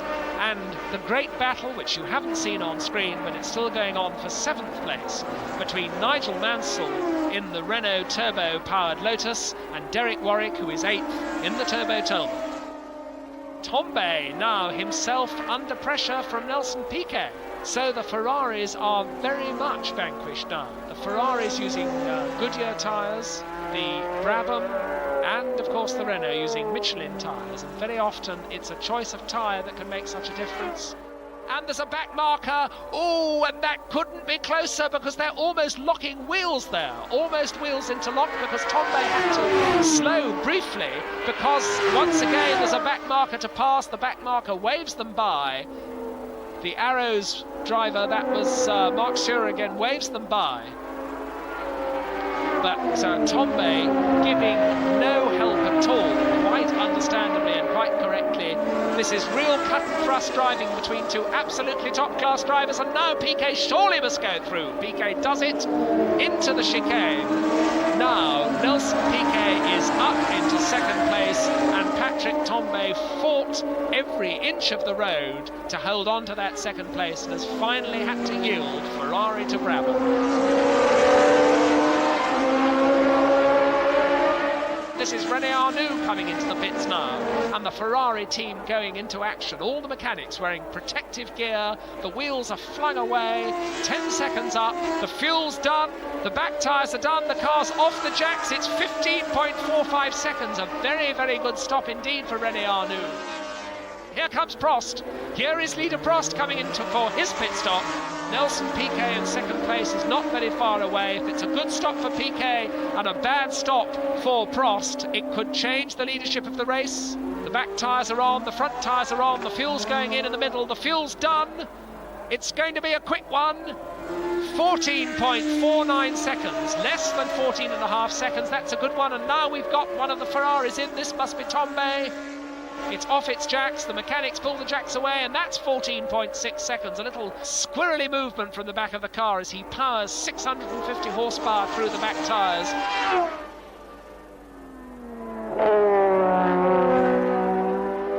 Nelson Piquet is coming in. Piquet in the pit entry row. He's stationary now. The car pops up on its automatic jacks. There it goes. Off come the wheels. On go the wheels. The front wheels are done in 7 seconds. The rear wheels are done. The fuel's done. It's a quick one. It's 12.26 seconds. That is the quickest we've seen today. And while all that was going on, the new leader, the former leader and now the new leader, Alain Prost, has gone through to take the lead again. That's Nigel Mansell doing a wonderful job in this new Lotus 94. Mansell had endless trouble with this car in practice, and in the end he had to score his qualifying time with the old Lotus Renault, which is not nearly so quick, it's heavier, it doesn't handle so well. And I think Nigel Mansell is closing. In fact, he is. He's closing. He's closed. This is René Arnoux, the pole position man, with the very determined Nigel Mansell absolutely frantic to find a way past. Trying one side then the other. They're absolutely alongside as they go down to club. But once again, the Ferrari has to nose ahead as they brake for club. That's 130 mile an hour corner there. And and he's through. He's through on the inside of Abbey Curve. Nigel Mansell just forced his way past René Arnoux. It seems surprising to remember that it's 6 years since Renault first came to Silverstone with their new turbocharged car. 6 years after that unreliable and unimpressive debut, and many millions of pounds later, the Renault team has produced very much a winner. He's got the checkered flag waiting for him as he comes down into the chicane for the 67th and last time. Boutsen goes through ahead of him, and the checkered flag is waiting for Alain Prost. There is the flag. Alain Prost wins the 1983 British Grand Prix. He raises his left arm in a delighted salute. And he's got 9 more points in the World Championship, and there he is at the top of the table with a 6-point lead over Nelson Piquet. In the middle, in the blue, Prost. On the right, in the red, it's Tombe, and on the left, in the white, it's Piquet. All spraying the champagne for all they're worth, spraying the journalists, spraying the spectators, and we all reflect on a great British Grand Prix and look ahead 3 weeks now to round 10. That'll be in Germany, the German Grand Prix at Hockenheim. We'll be there, so why don't you join us? Hockenheim, on the motorway between Frankfurt and Stuttgart, and scene once again of the German Grand Prix, round 10 of the 1983 Formula One World Championship. Patrick Tombe, last year's winner, on pole position this time, with his teammate René Arnoux alongside, just a fraction slower. Prost back there on row 3, because on row 2 we've got Andrea de Cesaris in the turbocharged Alfa Romeo, and Nelson Piquet on the outside of row 2 in the turbo Brabham BMW. The light is green, the two Ferraris move away, and a tremendous charge in the middle of the grid. That white car is Stefan Johansson's Honda, but it's the Ferraris that get away with the Alfa of De Cesaris third. It's Piquet fourth, but Patrick Tombe is in the lead. Away from the stadium section, on into the forests, this flat-out section before they get to the first chicane, which is inserted in this long, curving right-hand flat-out section to slow the cars down. Towards that chicane, they're jockeying for position, and into sight now, those two Ferraris at the front, with the Alpha third of De Cesaris. It's the PK Brabham fourth, then the two Renaults of Prost and Cheever. The rest of the field streaming through. A little twitch there from the green car. That was one of the Tyrrells. It was Danny Sullivan. And on towards the slight chicane that has been inserted in the Ost curve, the very fast section, but they're slowed down there as well. Two Ferraris, the Alpha, the Brabham and the two Renaults. The turbocharged cars, of course, dominating the proceedings. And look at Prost having a go at De Cesaris. With Cheever watching him, he can't get past, so number 22, the red and white car of De Cesaris, holds that third place. He holds it fourth place, in fact, because he's already lost third. The Brabham of PK is ahead. It's Ferrari, Brabham, and now De Cesaris is fourth. Tombe leads back into the stadium for the first time. Tombe from Arnoux, from Piquet, from De Cesaris, coming up to complete the first of 45 laps. Past the grandstands, Tombe and Arnoux in the Ferraris lead. That is Piquet, the third place man.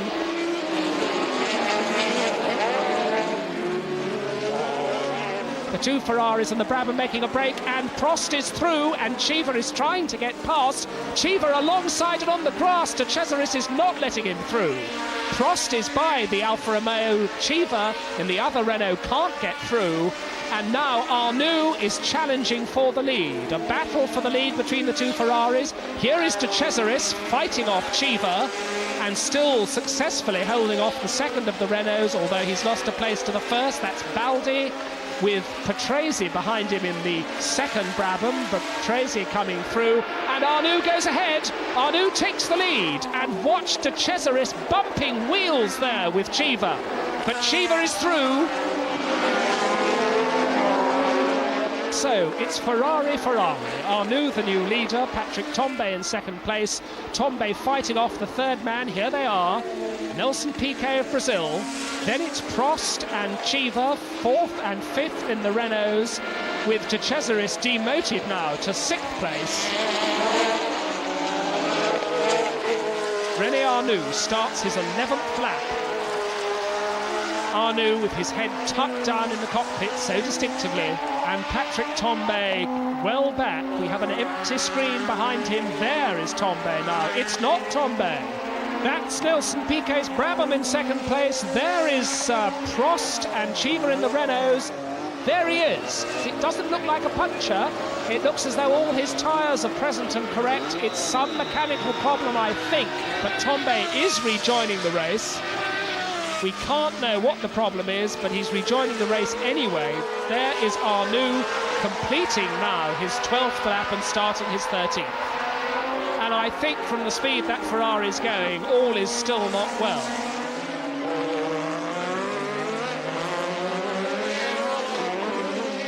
And there's Tombe back in the pits.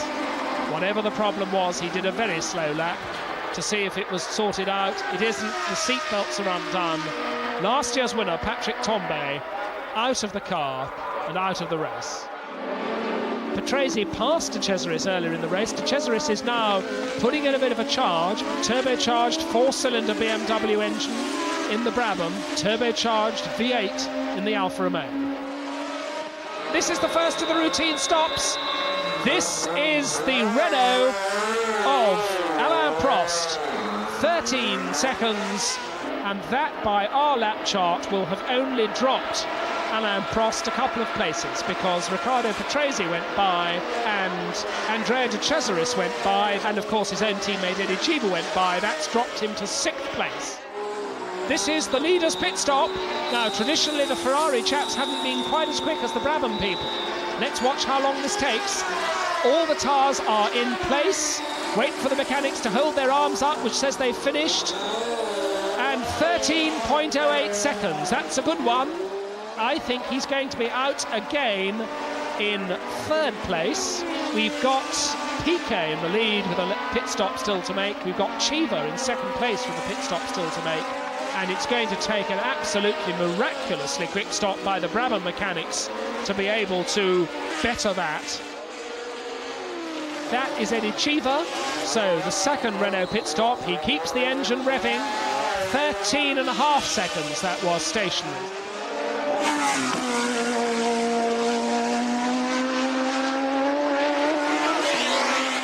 Patrese in the pits.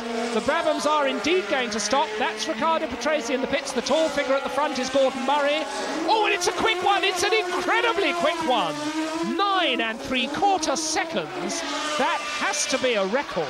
Surely the quickest pit stop we've ever seen in modern motor racing. That's Niki Lauda in the pits. Lauda actually made a rare mistake there. He overshot the point where he was meant to stop and had to be rolled back by the mechanics to his point. Niki Lauda, not a copybook stop there at all.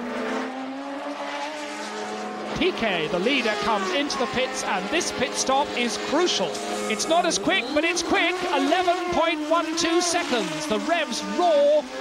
So the pit stops among the leaders successfully completed, and the race has gone back into pretty nearly identically the pattern that it was in before the pit stops, with the one difference that Eddie Cheever has come out of the pits ahead of Alain Prost, his teammate.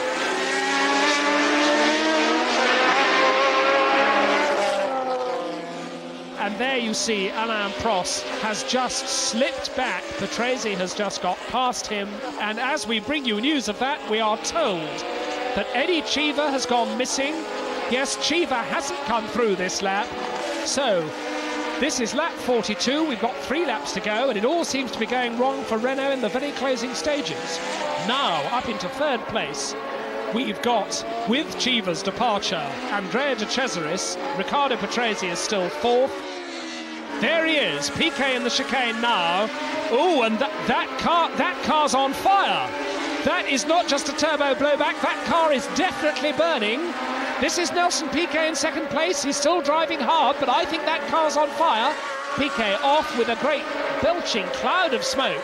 The marshal running across the road, and the car really now burning merrily.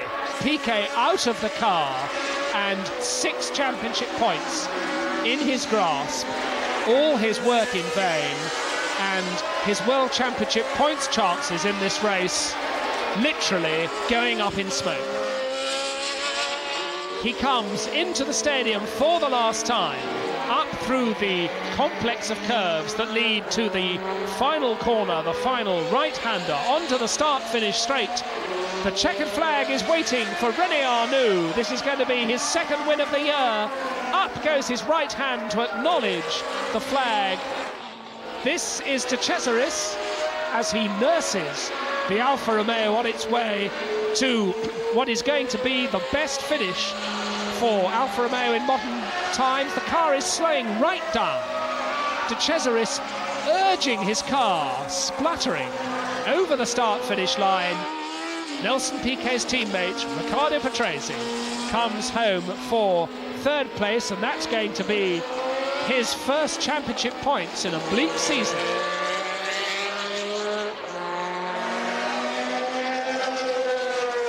As the laurel wreath is readied for René Arnoux. There, René Arnoux gets the spoils of victory. De Cesaris on the left in the blue, Patrese on the right, and already the teams are packing up for the drive south to Austria. We'll be there 1 week from now for the Austrian Grand Prix at the magnificent and very fast Österreichring. Join us then. The forest-clad hillsides of central Austria, the Styrian region and the Österreichring, one of the fastest circuits in the Grand Prix circus and scene of round 11 of the 1983 World Championship, the Austrian Grand Prix. There is the man on pole position who's averaged 147.9 miles an hour in practice, Patrick Tambay of France in the Italian Ferrari.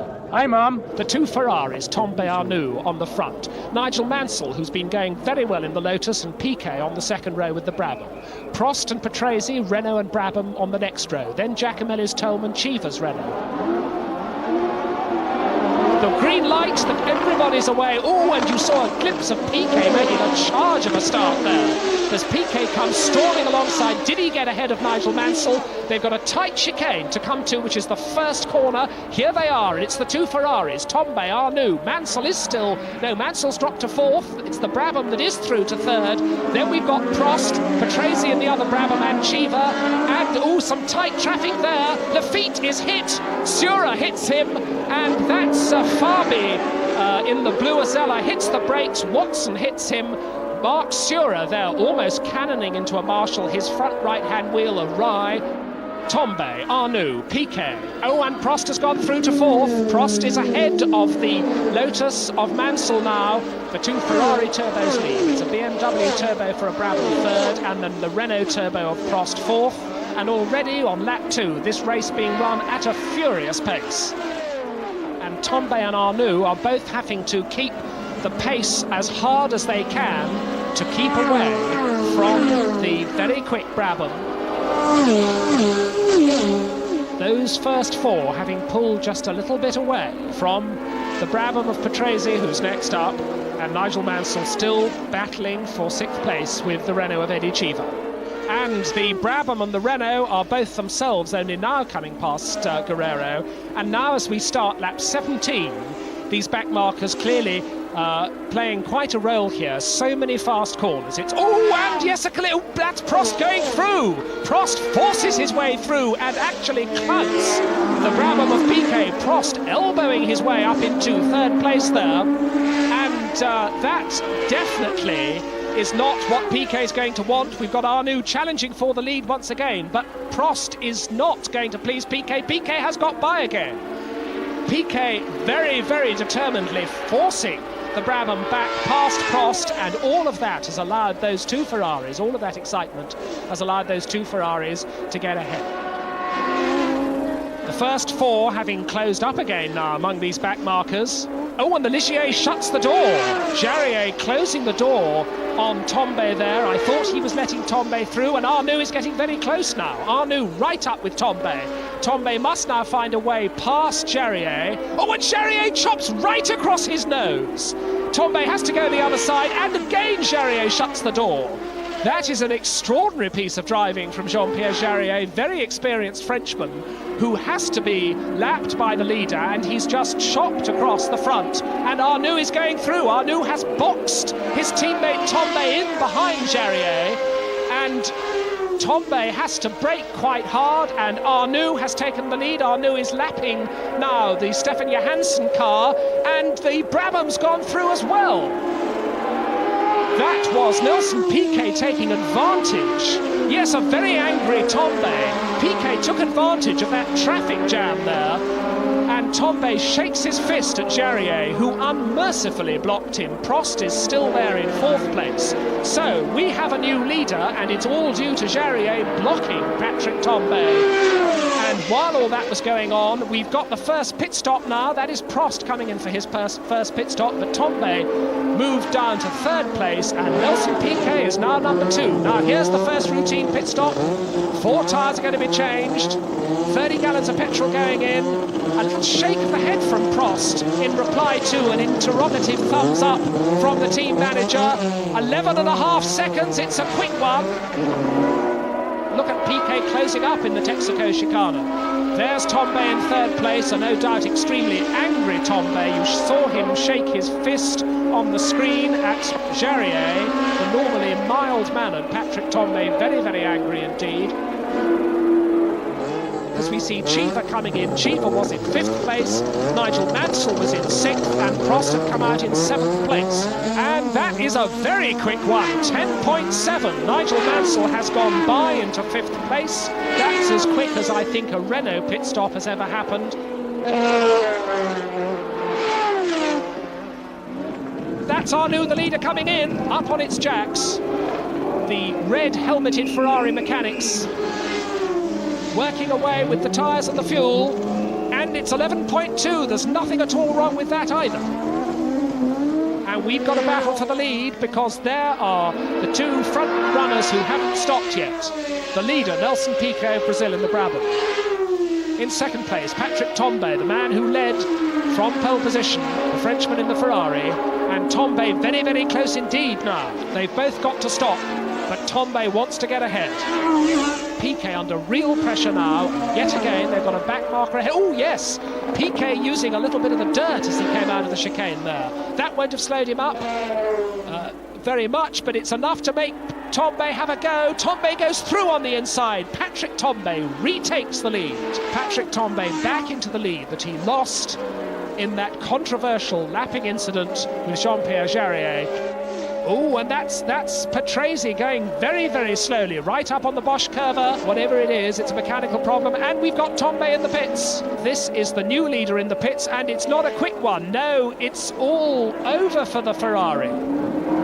Yes, Tombe is out of the cockpit, so short a time in the lead. Patrick Tombe is out of the cockpit, he's out of the race for the second race running.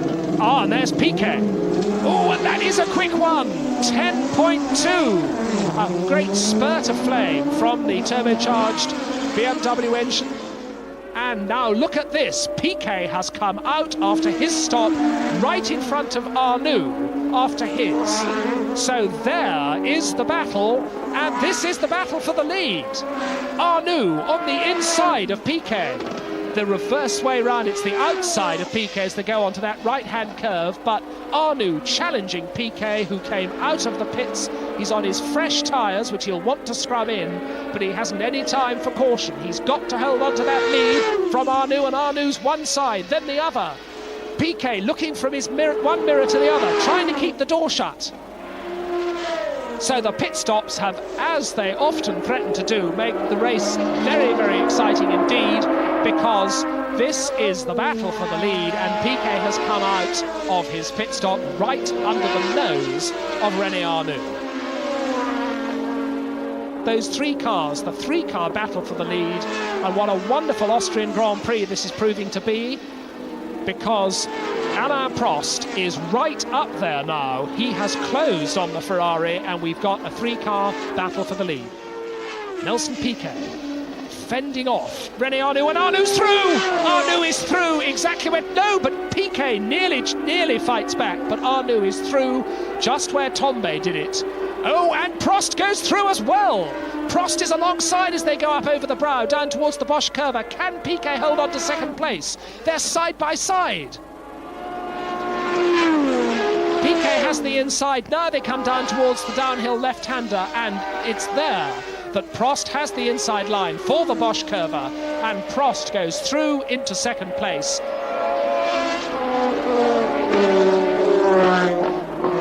Alain Prost, always calm, unemotional, a very disciplined driver, works every race out, and he'll be sitting in the cockpit of that yellow Renault trying to think what he can do to vanquish René Arnoux. René Arnoux, a man who drives with his heart, but produced that very smooth win in Hockenheim a week ago. And now is the time to remind you, of course, that there is absolutely no love lost between these two men. This is lap 45 of the 53, and Alain Prost suddenly is right up with René Arnoux through the Jochen-Rindt curve to complete lap 45 and start lap 46 of the 53. And surely Alain Prost is now poised to pounce. Arnoux moves over to the right of the road to block Prost. Prost goes over to the left, but there's nowhere surely he can go through there. Into the chicane. René Arnoux under real pressure now from Alain Prost. This is the battle for the lead in the Austrian Grand Prix. What a race it's been. We've had Tombe leading, we've had Piquet leading, we've had Arnoux leading, and Alain Prost now wants to get in front. All eyes on the battle for first, René Arnoux and Alain Prost, and both of them driving absolutely on the limit, and Prost is absolutely alongside, and that's where Prost has done it. A quite surprising place. I think he kept that up his sleeve. So, with less than 6 laps to go, Alain Prost has taken the lead in the Austrian Grand Prix, and it's now that Arnoux must be feeling so demoralised. He's fought that defensive action against Prost, and Prost has taken him by surprise.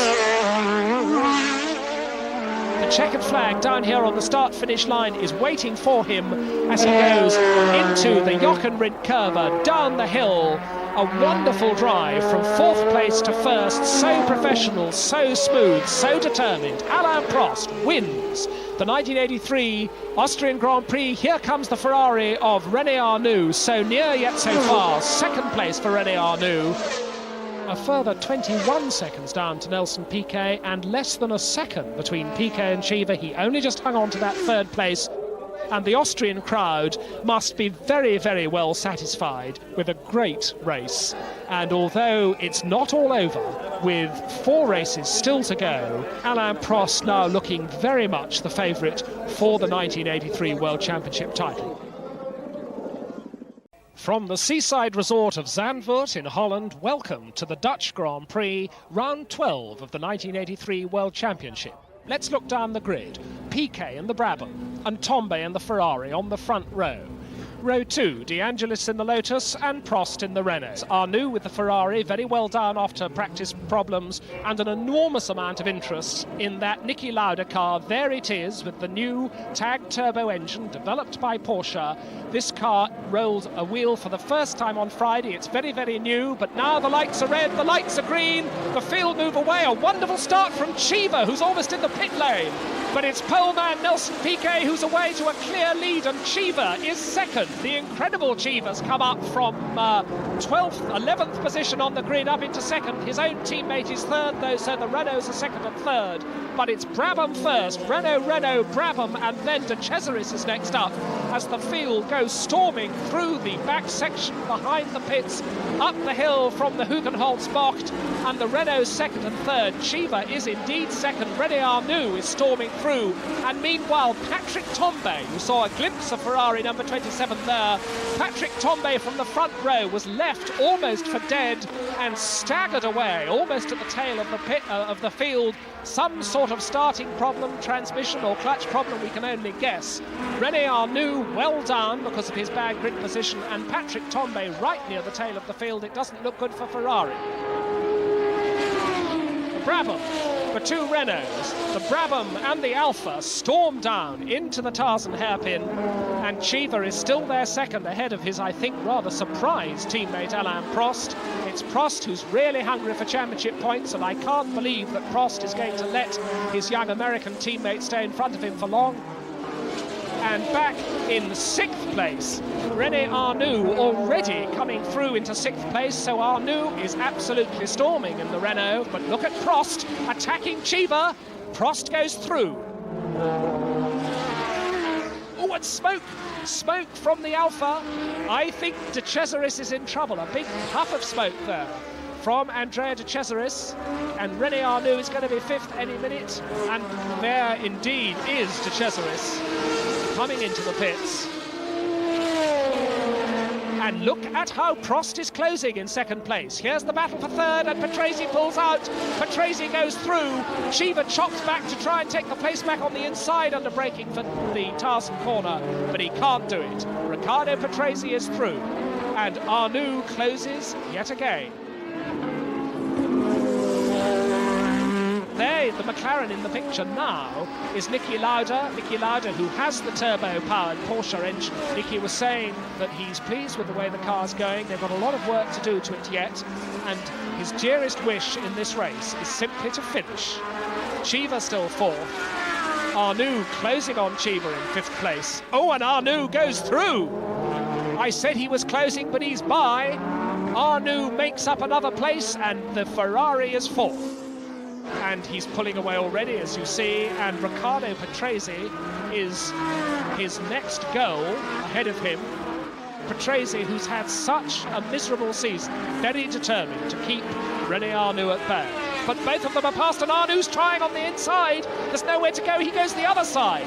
Both of them past the Azella, and Arnoux now chops across, looks at the inside into Tarzan under braking. But Patrese has managed by the narrowest of margins to hang on to that 3rd place. Both of these men really fighting. What is Arnoux going to do? Patrese keeps to the right to try and keep the door shut, moves across. Arnoux's now going through. Is he going to get through? Arnoux goes through. And that's Nigel Mansell off. He has clearly outbraked Warwick. In fact, he's left his braking very, very late. Derek Warwick goes harmlessly by, retains his 6th place. So Mansell's race is run and Nicky Lauda's race is run. That's Nicky Lauda in the red crash helmet, walking away from the car. 5.1 seconds is the gap between the leader PK and the second man Prost. And Cheever is past Petracchi, and Cheever goes back into 4th place. This now is lap 33, so we are approaching the halfway point, and these pit stops are going to come soon. Now we see Prost closing on PK. This race is now developing into a battle for the lead, and what a wonderful race it's turning out to be. And Prost absolutely on PK's tail now. This is lap 37. And does Prost go through? He so nearly went through. PK had to come off the car because the ATS was ahead of them. And now Prost is really challenging for the lead.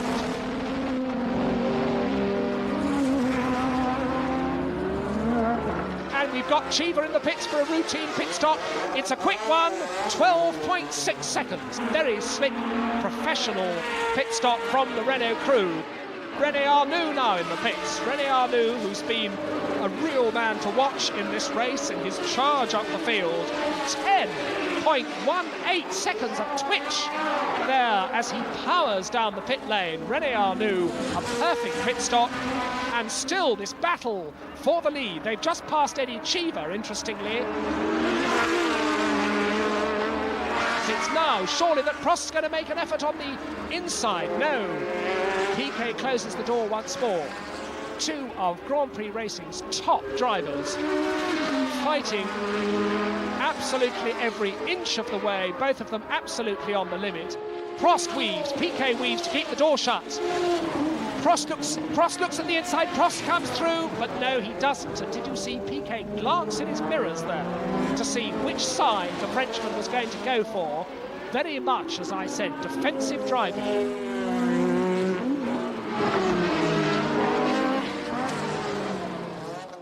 Cheever back in the pits. Oh, and they waved him out again. Cheever obviously has a problem following his pit stop, but they didn't want him to come in because they have got Prost, the man they hope will win this race, about to come in. So team manager Gerard Leroux simply waved Cheever out. Don't know what his problem was, but Cheever has been waved out of the pits, and there is Petracchi now. Back wheels down, off the jacks. Gordon Murray jumps out of the way, 12.18 seconds.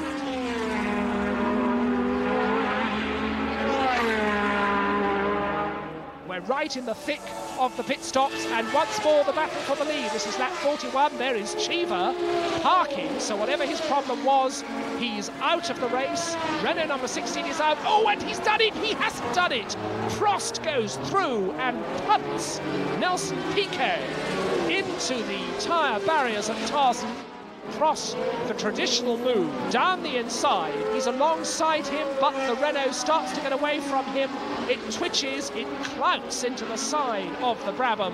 And Prost, I think, clearly making a most untypical mistake there. And Prost must be slowing. I think Prost has got a problem because Stefan Johansson has unlapped himself. There is Nelson Piquet walking away, and what a shame.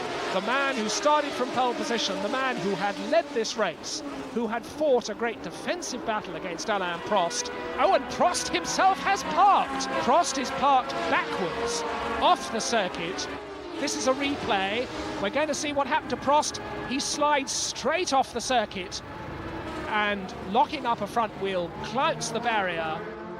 This very professional, very organised, very meticulous driver, having made a rare mistake, the whole face of this race has been changed. Nelson Piquet out of the race. Alain Prost out of the race. René Arnoux in the lead. The first 3, Arnoux in the Ferrari, Petracchi in the Brabham, and Tombe in the Ferrari. So Tombe has come storming through to 3rd place. Remember his disastrous start.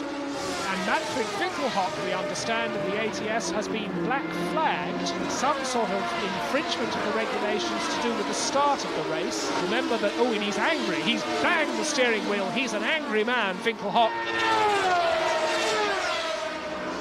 once more this battle for second place. Tombe, of course, very, very popular. Oh, and Tombe's going by. Tombe goes easily by. And that, I think, must be a mechanical problem for Patrese. Yes, Bruno Giacomelli closes up.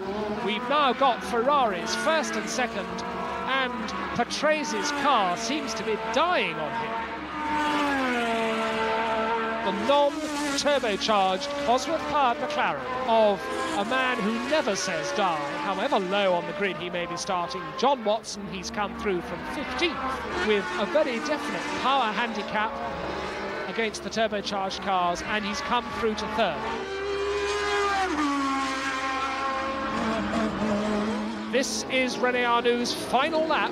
Arnoux, who won in Germany at the beginning of the month, who came second in the Austrian Grand Prix to Alain Prost just a couple of weeks ago. 9 championship points is going to be the reward for René Arnoux, who comes up to win the 1983 Dutch Grand Prix. René Arnoux takes the checkered flag. Look at the delighted Ferrari mechanics. It's going to be a Ferrari 1-2 away from René Arnoux. John Watson just 23 seconds behind. Tombe is third. Derek Warwick scores championship points at last for Tolman. A red letter day for Tolman. 3 championship points for him. Ferrari's first and second. McLaren third. The World Championship is thrown wide open again. 2 weeks hence, we'll be in Italy for Monza. Join us there. Monza, in northern Italy, the traditional home of Italian motor racing for over half a century, and the scene today of the Italian Grand Prix. It's an Italian on pole position, but not in a Ferrari. Riccardo Patrese in the Brabham. Patrick Tombe's Ferrari alongside him. Row 2, René Arnoux in his Ferrari, with Nelson Piquet in the second Brabham alongside him. So Ferrari and Brabham filling the front 2 rows, and the World Championship leader Alain Prost back in on the third row, 5th fastest after all sorts of problems during qualifying. Alongside him, another Italian, Andrea De Cesaris, in the turbocharged Alfa. There's the red light. Now wait for the green. There it is, and a very good start from Eddie Cheever, the yellow car coming through the middle, but it's Patrese who takes the lead. It's Tombe's Ferrari second, but Piquet's attacking already. Piquet up the inside of Tombe. It's Ferrari's first and second. Patrese, Piquet, Tombe.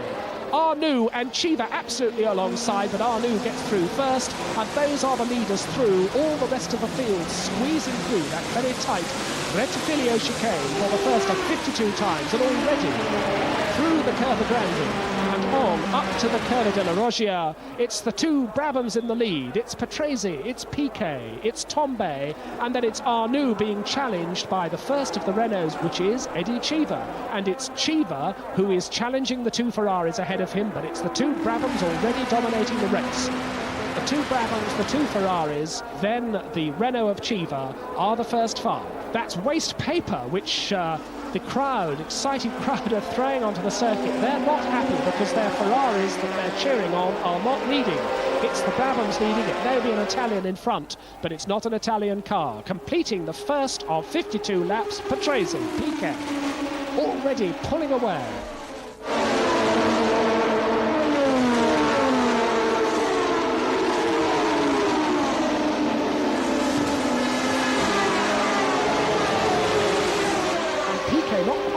This time, once again, puffs of flame. Oh, and that's Arnoux coming through. René Arnoux takes third place. Arnoux all the way up the inside of Tombe. The traditional braking, overtaking place under braking for the Parabolica. Ferrari's still third and fourth, but they've changed places, and it's third man Arnoux, and a fourth man is about surely to be Eddie Cheever. Eddie Cheever is challenging as they come up to the Retifilio for the third time. Cheever up the inside. Cheever takes fourth place. Oh, and De Cesaris is off. De Cesaris spins, and I think he very nearly took Alain Prost with him. Let's watch it again. As Cheever takes fourth place from Tombe, watch behind them the red and white Marlborough-coloured car locks its brakes.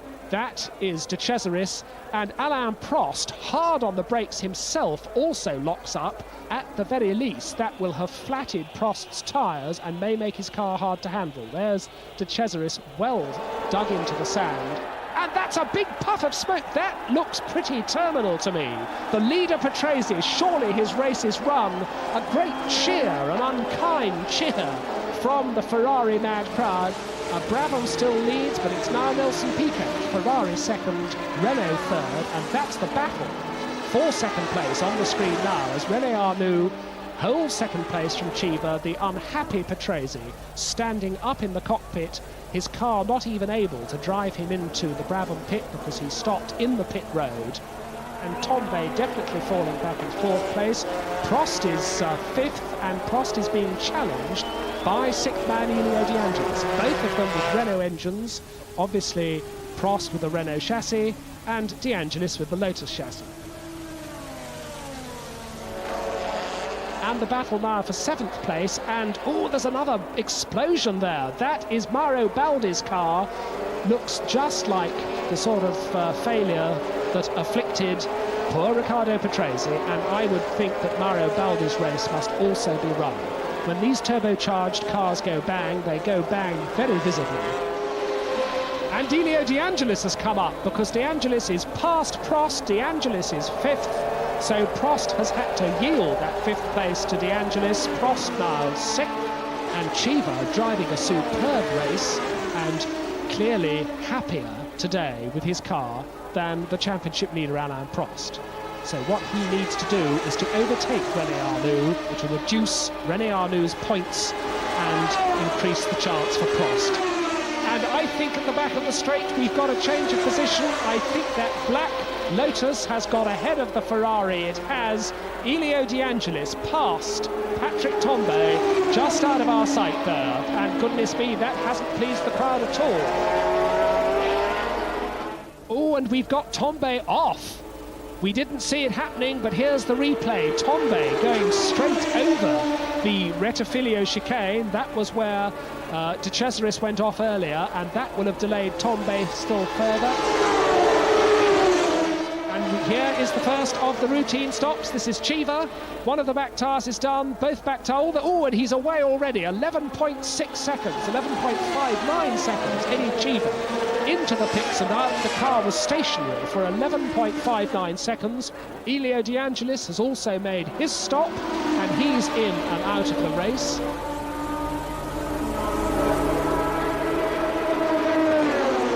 And that's Arnoux in now. Arnoux rocketing down the pit road at tremendous speed. The stopwatch starts now as he's come to a halt. The Ferrari mechanics with their red crash helmets and flame-proof gear. One mechanic takes the tire off, the other puts it on.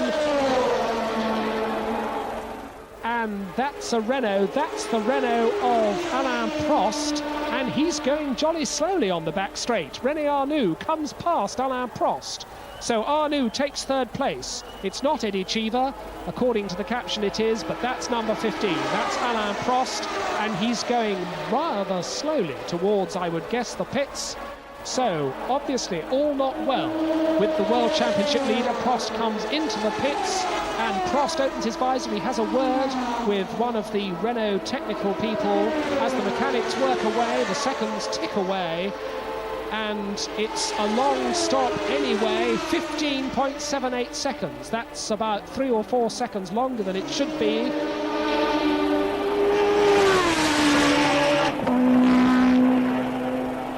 That's Tombe in the pits. Tombe now makes his stop off the jacks, and oh, he's away very fast, 11.75.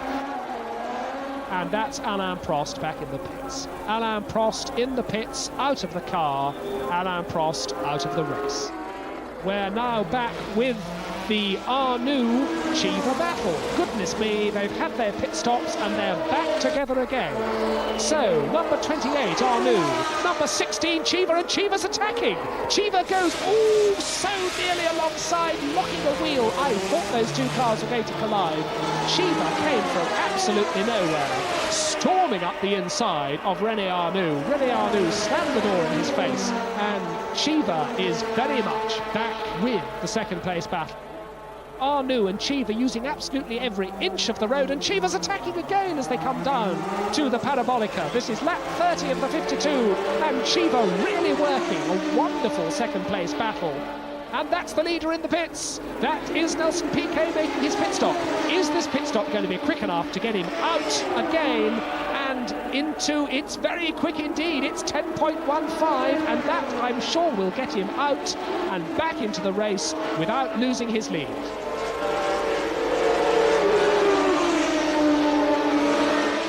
And Arnoux seeming now to pull away a little bit. 20 laps to go. Oh, and Cheever taking every inch of the road and quite a bit that shouldn't really be there, over the curves with the Renault to try and make up 100th of a second here and 100th of a second there. The leader on his final and 52nd lap. The flags waving, lots of people already waving for Nelson Piquet as he goes round on his final lap. It's been a flawless race for Brabham number 5. Down into the Parabolica for the last time goes the Brazilian ex-world champion Nelson Piquet. Out of the Parabolica he goes. The checkered flag is waiting. The 1983 Italian Grand Prix is won by Nelson Piquet. There he crosses the line. Nelson Piquet of Brazil wins. That's 9 points. So the Italian crowds haven't had a Ferrari win, but they've had a second and a fourth Ferrari.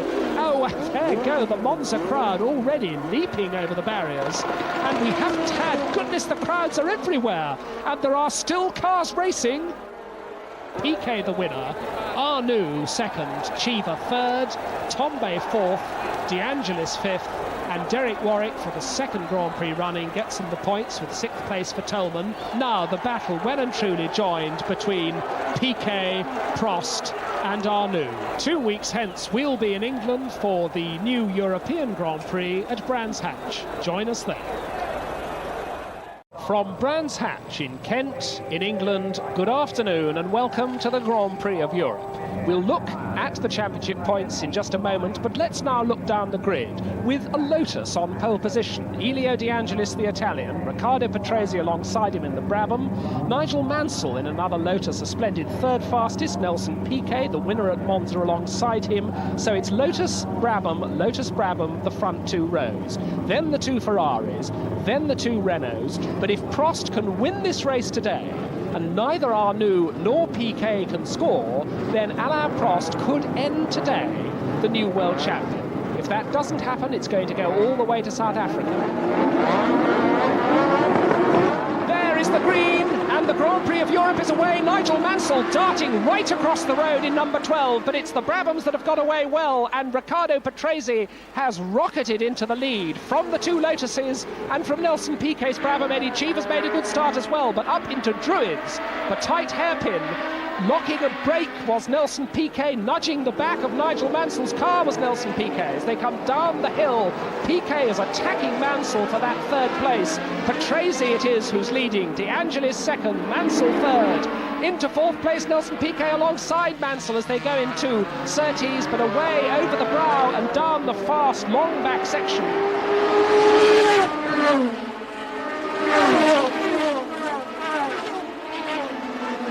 Still Mansell is 3rd, still Piquet is 4th. It's Brabham, Lotus, Brabham. Then we've got Eddie Cheever, 3 yellow cars altogether. Eddie Cheever's Renault, then the ATS of Winkelhock, then the World Championship leader Alain Prost, who's down in 7th place at the moment. None of the Ferraris in the first 7 places. And the battle on well and truly between the Brabhams and the Lotuses at the front. This is the first of 76 laps. Twisting, bumpy, 2.6 mile circuit, out of clearways and over the start-finish line. Number 12 is Mansell in 3rd place, but it's number 6, Brabham, leading. And look at Mansell under pressure now from Piquet. Piquet almost alongside Mansell. Is Piquet going to do it as they go down and up into Hawthorns? Piquet slots through into 3rd place. It's Brabham, Lotus, and Cheever now attacks. Nigel Mansell. So while Elio De Angelis attacks Patrese for the lead, Mansell defending and losing a place to Cheever. No, he's not. He's staying there. No, Cheever forces his way through.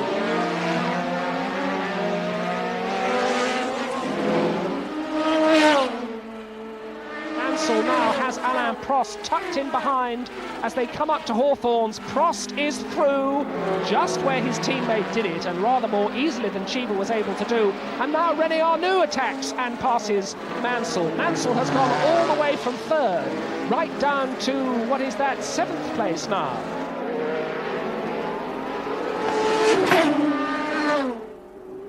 Watch the two Renaults with Cheever leading his teammate Prost, and it's Prost who needs the championship points. Is Cheever going to let Prost by?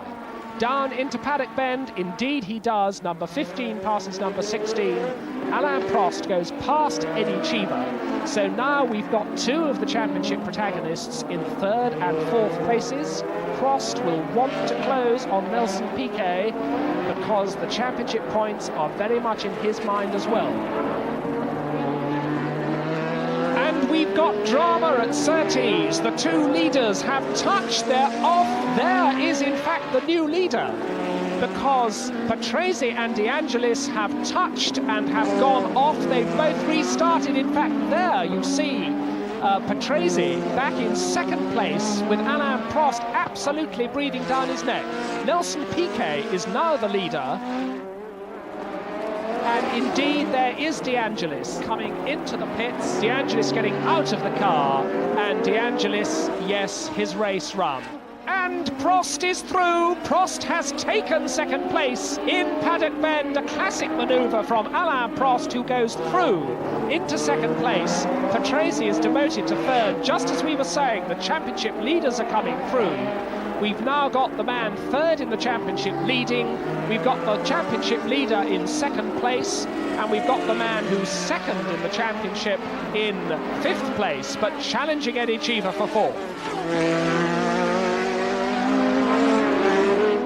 Riccardo Patrese in 3rd place, being caught by Cheever's Renault and René Arnoux in the Ferrari. René Arnoux currently 2nd in the championship, just 2 points behind Alain Prost.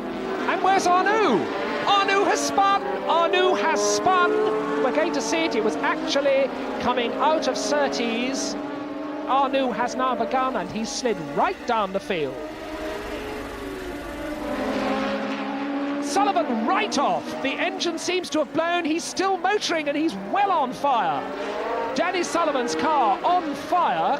I think that an oil pipe must have gone, and I think that he must have oil all over his back tyres, and the car is burning merrily. The car is burning merrily, and surely he must stop. Surely Danny Sullivan must stop. He does. He's pulling off the circuit on the bottom straight. Very, very cool, calm and collected action.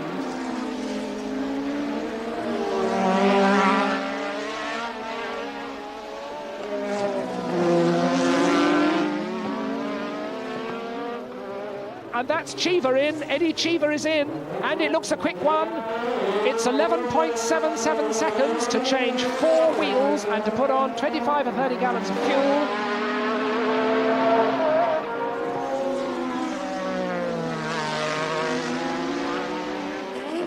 Patrese into the pits. Now, these Brabham chaps really know what they're doing. They virtually invented or reinvented the routine pit stop, but there's still a problem somewhere. There is a problem at one back wheel. That's a real delay for Patrese, and that is at least 12 seconds more than it should have taken. A problem with one rear wheel.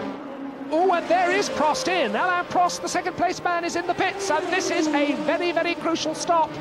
And it's over 12, it's over 13, it's almost 14 seconds for Prost.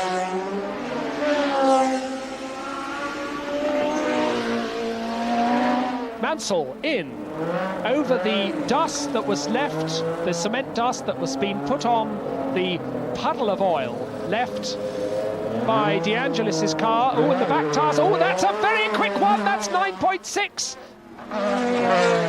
Cheever challenging Mansell. Mansell came out in the nick of time in front of Cheever, was warming his tyres up, and Mansell is going to keep that door shut. That's Tombe in now. And the stopwatch clocks up exactly 12 seconds, so nothing at all wrong with that. Oh, and the leader's in! This is Nelson Piquet's stop, and this is the most important pit stop in the race. Let's watch the watch. Fuel going in. One of the front tyres is done, and we've got a problem at the back. There's a problem with that wheel wrench. 3 mechanics now working on the back. There was a delay at the back with the wheel wrench, I think. 19.6 seconds. That's 2 slow stops for Piquet, and Piquet has still come out ahead of Alain Prost. And there is Cheever back in the pits. It looks as though his visor's come adrift. They've stuck it up very rapidly. So 2 pit stops for Cheever, and that means that Nigel Mansell's pressure is relieved anyway.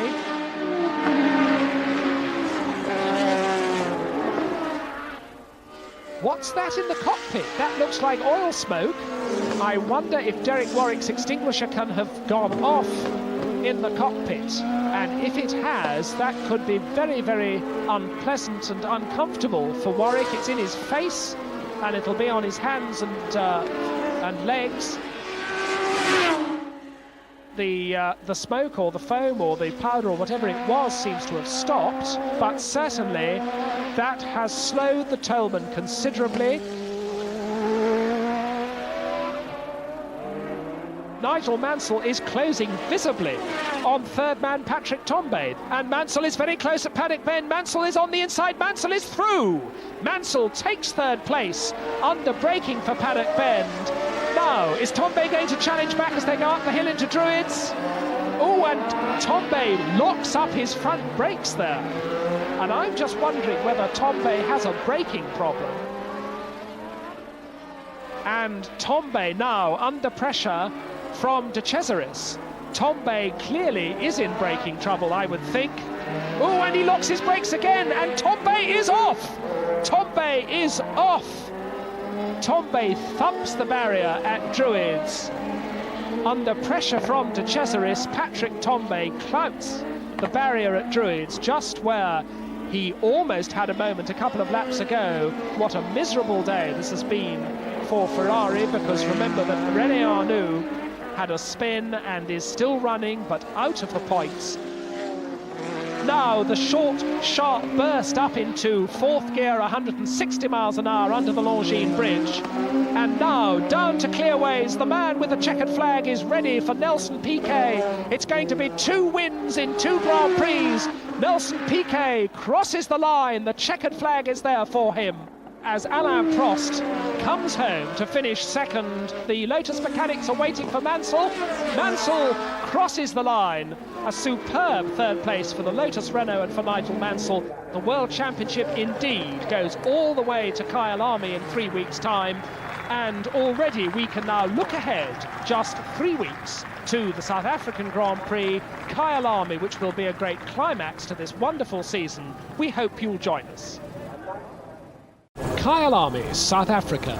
We're here just north of Johannesburg, 6,000 feet up in the high veld for the final and 15th round of the 1983 World Championship. By the end of this race, one of 3 men is going to end up world champion, and it could be him, Alain Prost. The Renault is back on the 3rd row of the grid, and he's only got a 2-point lead in the championship. Very confident little thumbs up from Nelson Piquet of Brazil, with the ever increasingly competitive and very, very fast BMW turbo-powered Brabham. And this man, René Arnoux, he is the outsider. He's 8 points behind Prost, and he needs to win today and see his rivals score few, if any, points. Patrick Tambay, his final race for Ferrari, a sizzling pole position for Tambay, quicker even than Piquet. Patrese Brabham on the 2nd row with René Arnoux. Row 3, Prost, the championship leader, and Keke Rosberg alongside him, the outgoing world champion, for the first time with Honda turbo power in his Williams. The light is red. There is the green, the field move away. Look at Mansell on the extreme right, absolutely on the dirt, but it's the 2 Brabhams that get away. A perfect start by Nelson Piquet, and Patrese is tucking in behind him. Tambay has slipped back to 3rd. Prost is 4th, and De Cesaris is nudging past Prost. De Cesaris moves up into 4th place. It could even be 3rd. A very good start by Alfa Romeo number 22, but it's Brabham, Ferrari, then Alfa Romeo, Renault and Williams as the field go down through Barbecue Bend Bend and through Yuxkai Sweep down to Sunset Bend on this first of 77 laps. And goodness me, look at Piquet pulling away. Piquet pulling away, an enormous lead. This man is determined to be world champion by the way he's driving. Piquet the leader, Patrese is second, Tombe is third, De Cesaris attacking Tombe in fourth place, Prost is down in fifth place. Piquet is pulling out the most enormous lead. De Cesaris attacking the Ferrari. De Cesaris alongside Tombe. De Cesaris past Tombe. Prost is going through as well. So the two Brabhams first and second. De Cesaris is already up to third place. Prost goes past Tombe as well to fourth. And we're going to get this is the replay, I think, of Lafitte. Watch for Jacques Lafitte. Yes, he's way sideways off the track. He's on the dirt. Jacques Lafitte has a very short first run with the Honda turbo-powered Williams. It's now that Alain Prost must charge if he's to prevent the Brabhams from getting away from him. Niki Lauda has come storming through from his 12th starting position. He is now challenging Patrick Tombe for 5th place, and Lauda is challenging down the hill the other side. Lauda is alongside the Ferrari. Lauda is through. The Renault is ahead, so Alain Prost now up into third place, and this is going to be crucial because we now have to watch our stopwatches and see if Alain Prost can close on those Brabhams. And René Arnoux is clearly in trouble. I think this is going to spell the end of his championship hopes, and René Arnoux is diving into the pit lane. There is number 28, Arnoux is out of the car, and Ferrari number 28 is wheeled away, and we are not going to see a Ferrari driver winning the World Championship this year. It's now straight down to a battle between this man, Nelson Piquet, well in the lead, and Alain Prost in third place. Now, if they finish where they do, that would mean that Nelson Piquet would be champion by only 1 point.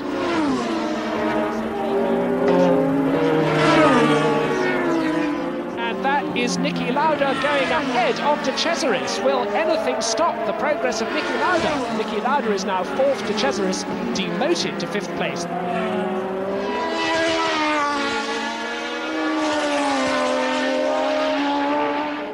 That is Niki Lauda ahead of Alain Prost, and this is looking bad for Alain Prost's championship hopes. That is Lauda up into third place.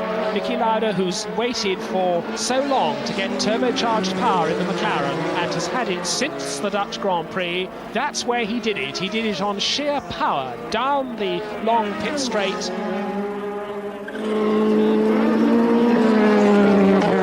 Piquet now has 23 seconds lead after 22 laps. We're actually watching them on their 24th lap, but it's now the battle for second place, and it's in the picture now as they work their way past the back markers, and Lauda relentlessly following Riccardo Patrese.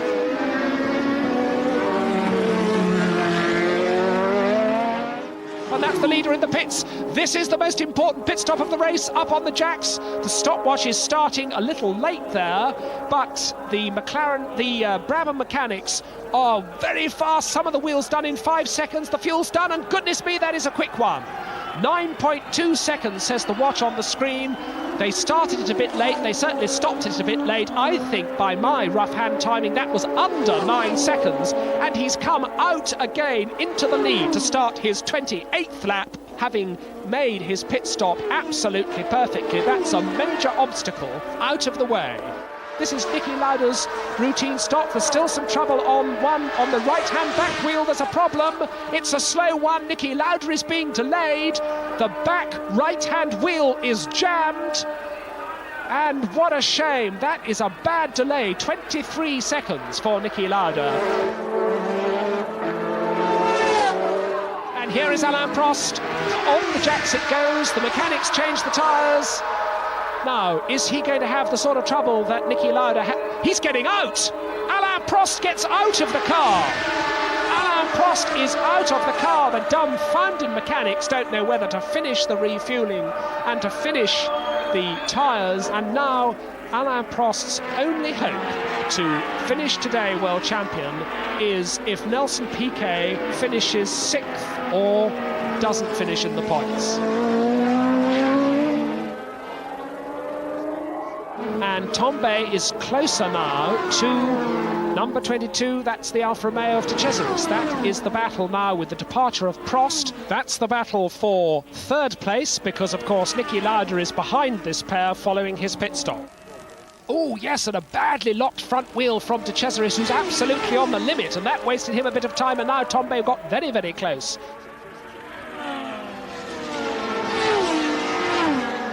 Into the pits for De Cesaris. So De Cesaris it is who comes into the pits. Tombe goes on his way. Oh, and it's a good one. Yes, I made that actually just under 11.3 seconds. I made that barely 11 seconds for Andrea De Cesaris. A good stop. And Tombe's in now. Patrick Tombe makes his pit stop. The red helmeted, red overalled Ferrari mechanics, and it's 12.3. It's just a fraction slower than the De Cesaris stop, so he should be coming out absolutely about the same time as the Alfa Romeo. In fact, there he is, absolutely on cue. De Cesaris appears, but Tombe has to let him through. Tombe is on cold tyres, and so they have taken up their positions absolutely where they were before.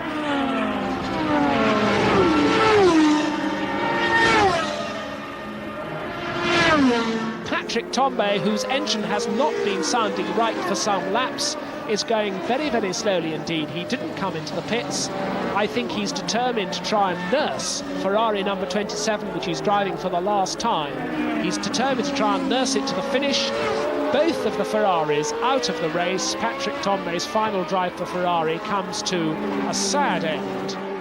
Bruno Giacomelli must be able to see that in his mirror. He can. He's undone his seat belts. He's steering the car away over to the right-hand side of the road, off the racing line. The marshals absolutely dousing the back of the car with fire extinguisher fluid, which is making the whole circuit covered in a curtain of white smoke.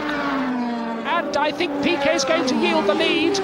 Mansell has already gone by, and Piquet has yielded the lead. Nelson Piquet drops back to second place. He has waved his teammate Riccardo Patrese past into the lead. We've only had the tag turbo power in the McLaren since the Dutch Grand Prix. Lauda gave the car its debut in the Dutch Grand Prix. It's still very new. It hasn't scored points yet. He's tucked into the slipstream. I think we could have a change of second place here. Lauda goes alongside. Niki Lauda goes past Nelson Piquet.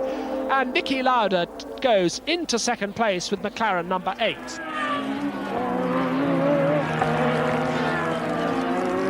Now as he looks ahead, he can see the Brabham of Patrese and Nelson Piquet sitting there in third place, and apparently content to do so. Still, oh, and Lauda's slowing. Lauda is stopping. Niki Lauda stops. What rotten luck, what tragic luck. Niki Lauda has stopped by the side of the road between Clubhouse Bend and the S's. He's getting out of the car, and without a backward glance, he walks away. Meanwhile, I can tell you that Nelson Piquet has indeed yielded that second place. It's Andrea De Cesaris in second place now.